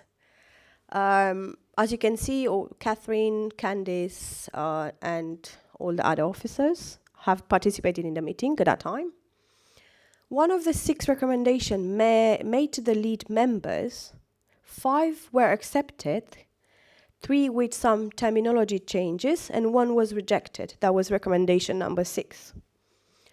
The lead members thanked the scrutiny panel and for the work that we did, because it was very interesting and we all put our effort into it. So they thanked us for the work we did, and we worked for the betterment of our residents. As you can see, the references that we looked into it, and thank you. Let's thank Councillor Georga. Yeah, any questions? Yes, any questions? I've 1 or 2, but I'll take a few from the floor. Jarvid. Thank you, Chair. The lead member is with us, and I know that she's very keen in these stuff, which I have seen personally in few meetings as part of the scrutiny panel, and we have gone through it there in details. But just looking into that survey, or the scrutiny panel have gone through, did we have any, after this, do we have any proper mechanism how to reach out to these people, and the initial or prevention of such, and especially to how to engage people whose first language is not English, to engage with them and to find out if they have suffering from the same situation. Thank you. If we go through the chair, can I ask Adriana to respond at first? Candice, raise your hand if you like to.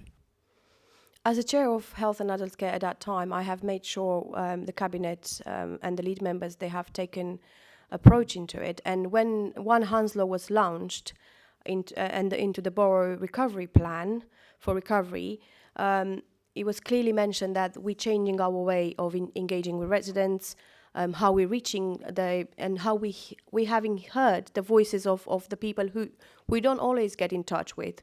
So that has been taken in consideration. And there's so many examples we can give. We given 30,000 visits, extra additional visit to people who were not on the list at that time. We cared for 2,380 vulnerable people and the children also, and the key workers. We housed 150 people homeless, I think so. That's what we did at that time. So all the approach was taken when One Hounslow was launched, but Candice can give further Candice, can you add to that as a lead member? Thank Yeah, you. sure. So I think Councillor Akinzada just wanted some assurance that what has been put forward and the recommendations that were accepted by Cabinet are being embedded. And so I hope I can provide some of that confidence. So definitely a big piece of work that we're doing going forward is how we can support our carers more, and that's been really, especially over the pandemic, has been really recognised that carers have become even more isolated and issues of loneliness. So we are doing more engagement with carers and trying to find ways of meeting some of the needs that have been raised by carers. There was one other thing that, when you talked about language barriers, I think that's also really important. We recently have done something called a test of assurance, where some external people came to talk to people in adult and children's social care. And one of the things that came up from that was that children's social care, because they are sort of mandated to do a lot more engagement with children and young people, are sort of doing more of that because they have to. But a suggestion is that we do more engagement with our adult communities who use our services or could be in need of using our services. So you will see more engagement, and with all the work that we've been doing around equalities, it's recognising which groups are finding things easier to access and getting information being communicated to and who isn't. And so we are aware that sometimes it is people who've got language difficulties, who might not be able to read a communication that goes out to them. So there is lots of work doing around that.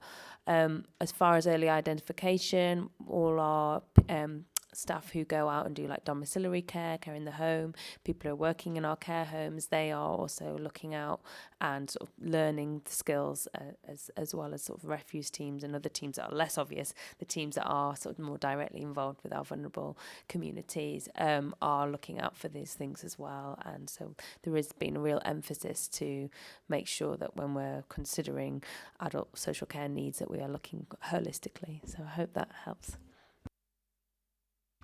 Thanks for that, Candice. That's really encouraging. I think maybe we as a group would like to think we know of incidents of isolation and loneliness in our wards, and we know our community groups. How can the community groups that may come across these incidents of isolation and loneliness, what can they do as part of this picture to deal with it? How can we get these people into our, I don't know, lunchtime clubs at Christmas and things like that?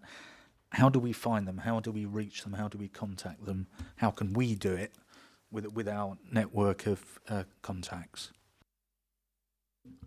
Yes, I personally believe that we should be more active listeners. Pay attention to every little detail that whenever someone says and reports, I know someone who's not able to speak, who's not able to come out and express that they're going through social isolation and loneliness.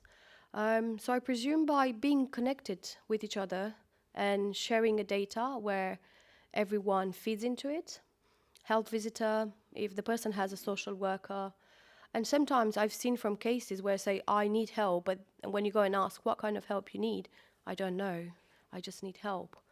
And that happens. So I presume by being connected, paying attention, being good listeners and keeping an eye open into our neighbours and the communities. And so something, for argument's sake, like the Feltham Community Development Association, FCDA, in Belvedere, Feltham West. I mean, they have a few initiatives. They know of people.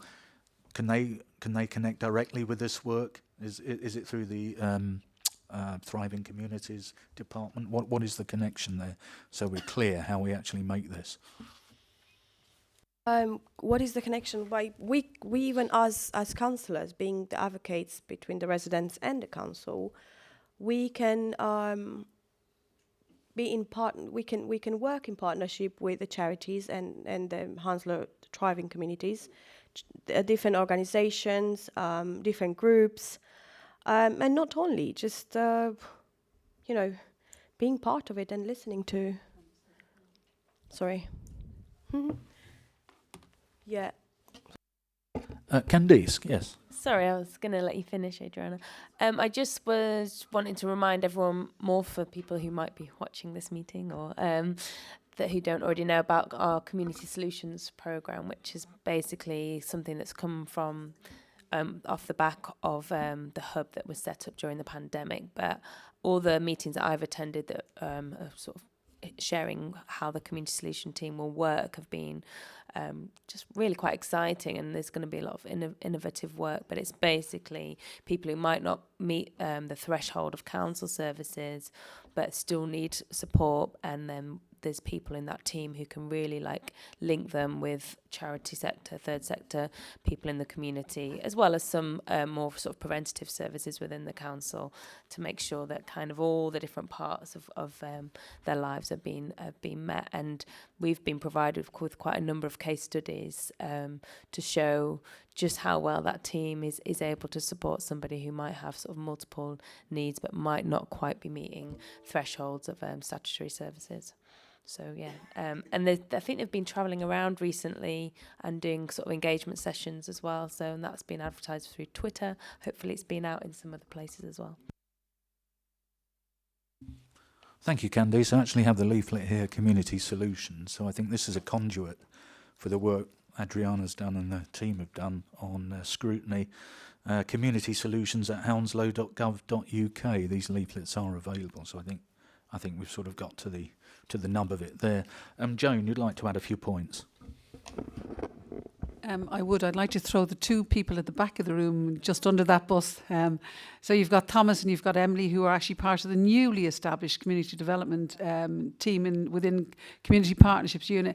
I think fundamentally, I think the point is made is like, how do you tap into those people who are isolated? The hard to hear, the hard to listen to, those who shout the loudest needn't necessarily, you might think, oh, you're not isolated, you're not alone, but they are. The team will be out and about. There's Thomas and there's 3 of his team, and they're going to be out and about. Four, I beg your pardon. Shireen was actually the final one on Monday. So the 4 people are going to be out and about working in the community with you, working with Adriana, Councillor George, to sort of make sure that we're listening.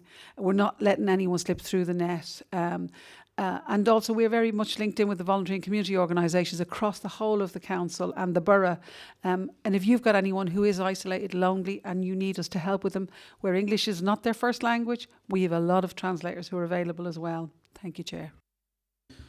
Thank you, Joan. So, members, when we come across these cases or learn of them through our community groups, we know what to do.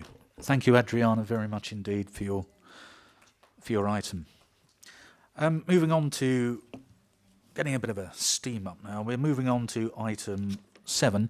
It's the police report, and we have, at last, the return of Dan Wood. We saw him earlier briefly, and he's had time to conjugate and consider his responses. So we have the police report. Dave, sorry, why am I calling you Dave? It's not Dave Oakes, it's Dan Wood. Dan, police report. Thank you. Thank you, Chair. Good evening, everyone. Thanks for inviting me along. So I'm very new to this role. 4 months I've been in. Oh, sorry. So I've been here for 4 months now. I'm working with Dave, folks. So there's two Ds. Yeah. So I've been here since June. Really enjoying it. And I'm responsible for Bedfont and Feltham North. But we work together as a team with all 5 wards. So the way I wanted to come to this report is I didn't have a report because I know that the last meeting was held in January, so it would be quite a large one. So the way I wanted to do it was try and gauge what you would like to see in a standard report going forward when we regularly come back. And we can present like a more uniform presentation. I'll give you a short update on the wards and some of the staffing news, which is good. And then take questions from the themes and any areas of concern you've got on your wards. So staff-wise, we are now at full strength at Feltham. So all the wards are minimum 2 PCs, 1 PCSO. Some do have more because them officers are on a rotation for developmental reasons. So they do an attachment on neighbourhoods to understand why it's important to why neighbourhood policing is important, and it's not all about response policing. So that's a real positive, and there's 2 sergeants now to lead that. It's not just Dave. We've also got a new inspector, Anil Sharma.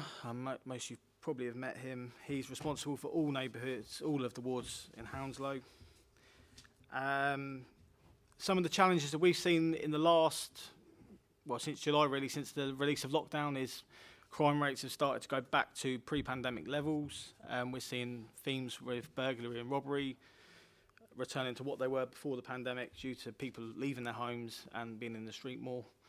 And then vehicle crime is a continued issue around catalytic converters, and we're trying to do some comms with manufacturers of vehicles and owners of vehicles in particular.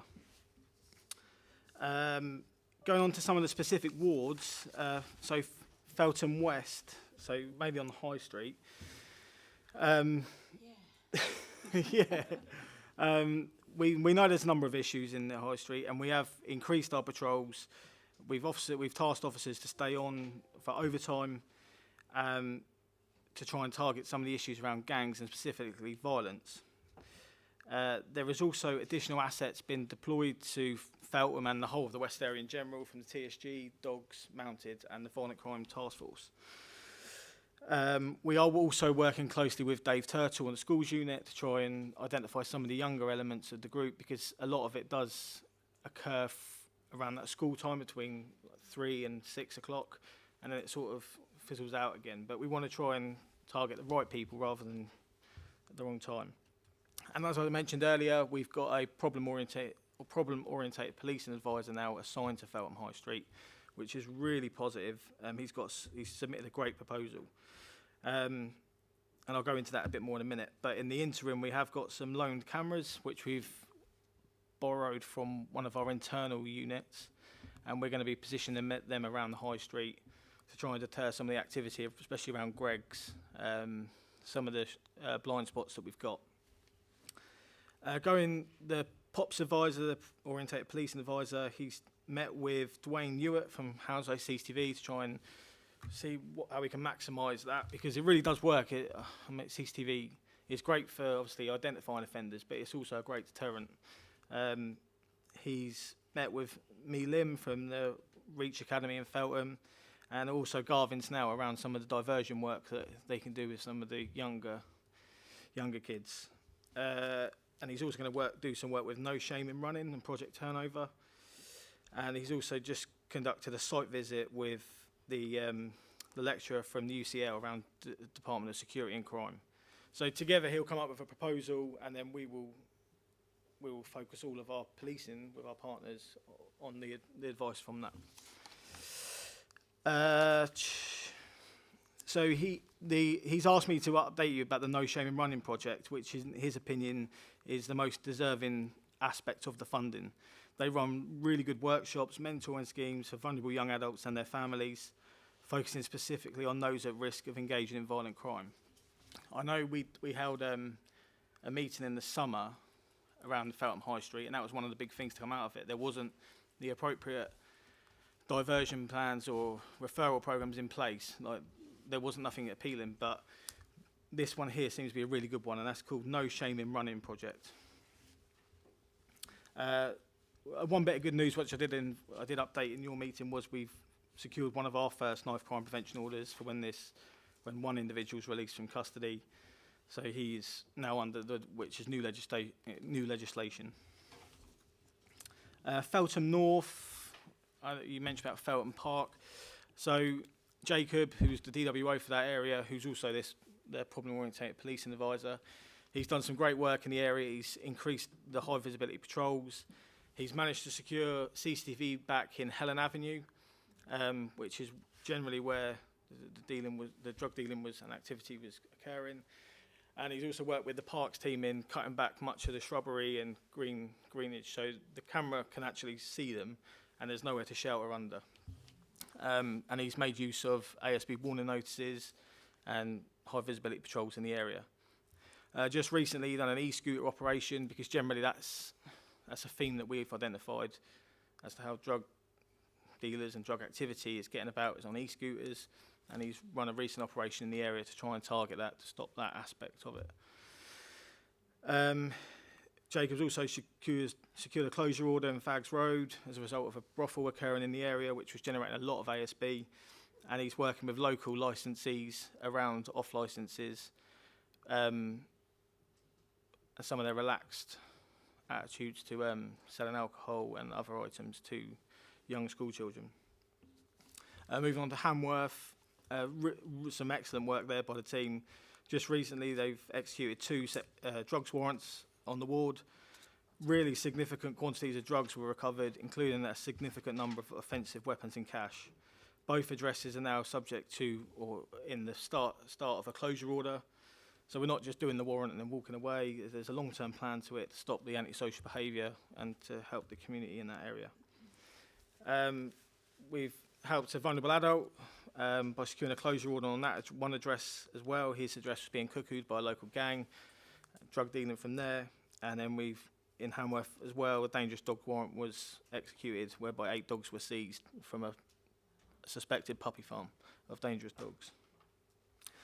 Moving on to Bedfont, we know about the catalytic converter, and we're still trying to work with the community and trying to get it out there that the steps you can take to prevent it, but also working with manufacturers about like some long-term practical schemes to stop it, including like smart water, some alternatives to that. Their ward priority is around domestic violence, and they are working with domestic violence advisors around some drop-in centres, police attended and non-police attended, to try and get as many people to attend as possible if they feel they need to.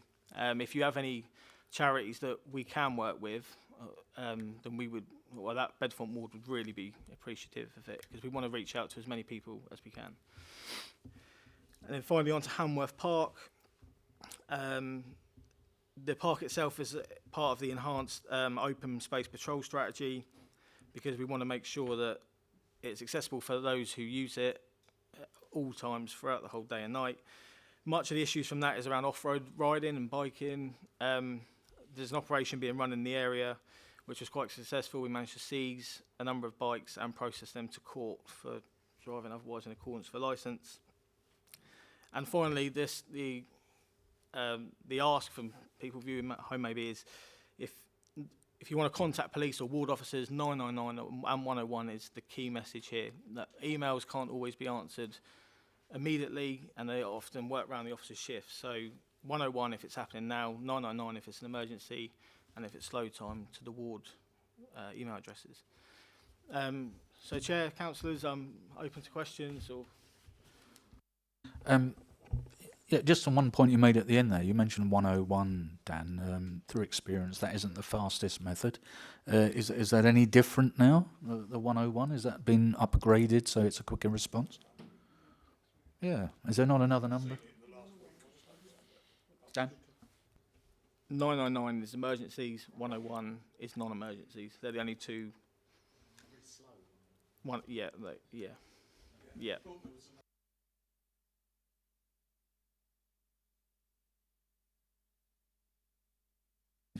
We'll try and find that. Members, I think the report we've just heard is quite encouraging, considering what we've asked of the police in the last year, 18 months, and especially since the summer, the stabbing at McDonald's, the problems we've had in the town centre. Part of what Dan said is in direct response to the initiative we set up with the Safer Town Centre, which has been extrapolated into Bedfont and into Hanworth, because we have similar issues there. So I believe that ASB is down as a result of that. Certain people have been taken out of the equation, certain young people. Problems on Patelli Place and other areas have also been addressed. So would you briefly, before I take questions from members, just give us your views on that, how effective that's been done? Yeah, since those meetings during the summer have been really beneficial, working with businesses, the Feltham Centre, housing. We've seen a real buy-in, especially from the Feltham Centre themselves. We've targeted our patrols in the area. It's allowed us a better rapport with some of these individuals. It's given us a better understanding, actually. You've been able to tell us directly what the issue is, rather than just relying on residents. You've been able to give us some themes rather than just the odd report from a resident. But I think we're going in the right direction. It feels positive, and it'd be good in the next area forum to give you an update on something more definitive. Thank you, Dan. Yeah, I've seen it firsthand with the conversations with the young people at the bus stops. Communication is key. It's good. We need to keep going, do more of it. Councillor Richard Foote. Yeah, as chair of licensing, I think that there's certainly an issue here with off licenses. What they're saying, one of the big problems is that a lot of these licenses came over from the magistrates back in about early 2000s anyway, when the proceeds came over to the council. And a lot of these licenses are very, very slack that they've got. What we do appreciate, we're not looking to close them down, but we certainly have an opportunity where we can tighten up on their licenses if it's reported back by the police. Now, you do have a licensing police officer in Hounslow, and we work very closely with him, along with the Hounslow's enforcement teams as well. It's quite important if you're getting problems with, with a licensed premise. If it's, I'm not sort of, things that can be dealt with there and then, and that's it. But if it's being something major or getting that way, then we can do anything from taking the licence away altogether. We can restrict the licence, or we can just give them a verbal warning if they do step out of line a bit in the near future. Then we will be taking serious action. So, we've got the means to sharpen up on that, and I think that it would be useful, if that was to happen there, because I found, just recently we've taken a licence that was issued, I think, 20 years ago, and they had something like from about 6 o'clock in the morning through till 2 o'clock in the morning selling alcohol, and they were doing full strength alcohol, where we've restricted a lot of them now. We did a program on restricting the strength, and nothing over 6% is now given in licences. But these old ones, they can sell anything. So it's quite important from criminal. It's quite important to get some of these old licences into line with what we're now seeing as normal practice. So any help we can get from you on that would be useful. Thank you, Richard. That's noted by Dan. Councillor Adriana Georgan. Yes, specifically it's a question for Bedfont ward. I'm aware you mentioned about domestic violence and catalyzers for, the theft of it. There are other issues that they came to my attention about drug dealing, and I presume you're aware of the roads. I shouldn't be saying, but I can send that to you. How effectively you thinking of putting strategies in place to combat this, or what kind of effective ways you have to for the betterment of the area and the Bedfont residents? Yeah, so I won't say the areas because where we are, but I think when we spoke to you at the last Coffee with a Copper, we spoke about one particular area. We've received no more complaints from that area, unless you have, but we haven't received any more, and that was a result of high visibility patrolling, speaking to local residents, and basically in that area they were building up little seats and areas for them to congregate, and we were going in and disassembling that, so they didn't have a place to congregate and do their drug activity, and that seems to have worked. And Andy and Sally, that's their strategy going forward. React to the intelligence, see what the high visibility patrols, and really speak to the residents, and with that particular area that worked. Thank you, Dan. Any further questions? Suddenly hands are coming. Okay, because I'm going to bring this to a close pretty quickly. I'll take Councillor Mohammed Umair first. Thanks, Chair. You touched on the Sergeant. You touched on that smart water. Is that to do with the catalytic converter? Is that like a GPS device that tracks where it's gone, or is that just like a fingerprint kind of device? Yeah. So the smart water technology is it used to be basically it tags your property, so with a UV light.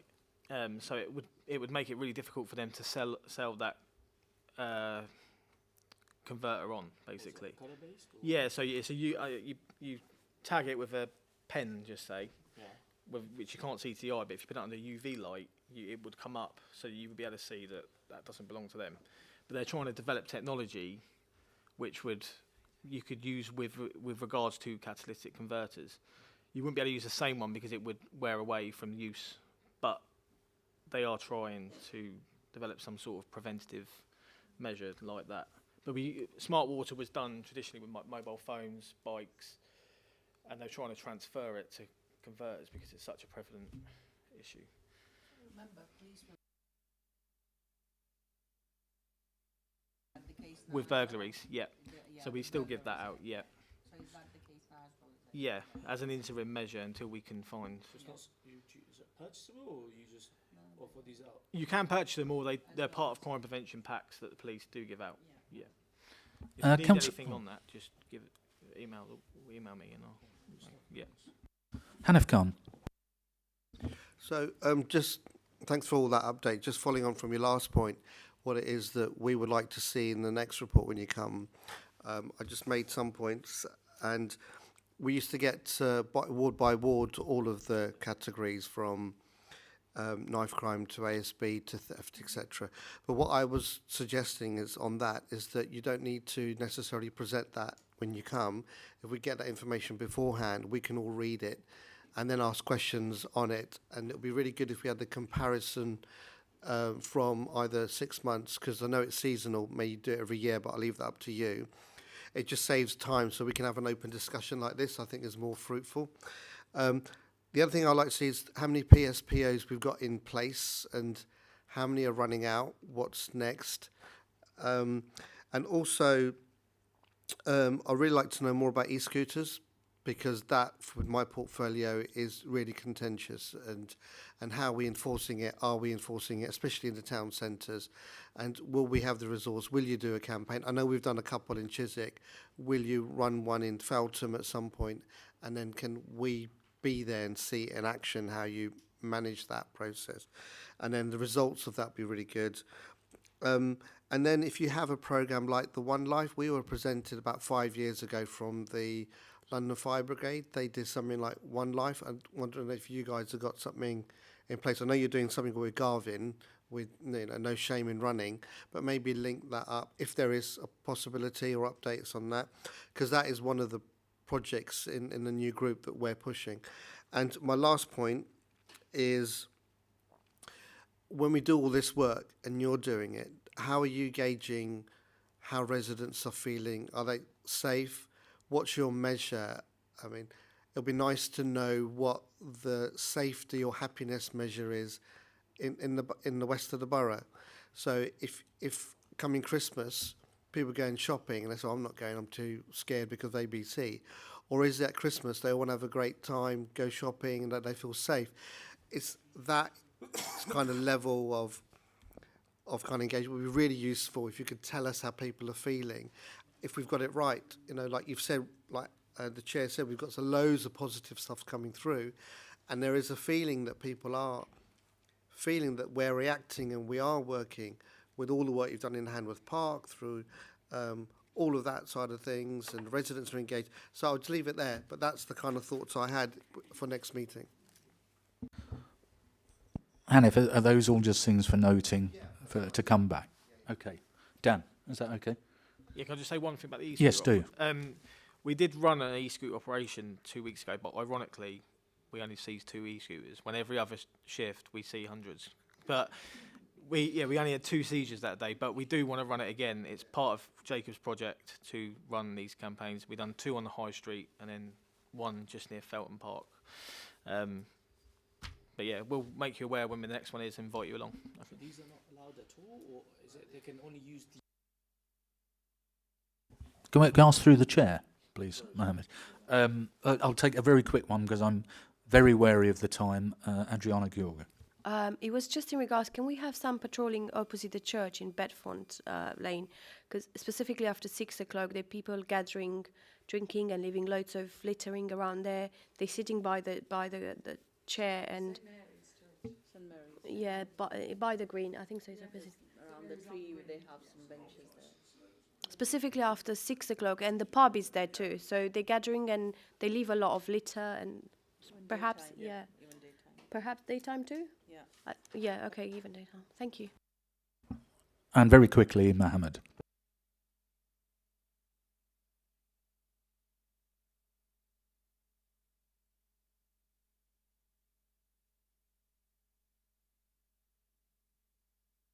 So some local authorities and councils, like there's one in High Wycombe, if you can rent them out, and that's fine because they're insured and they're allowed on the road.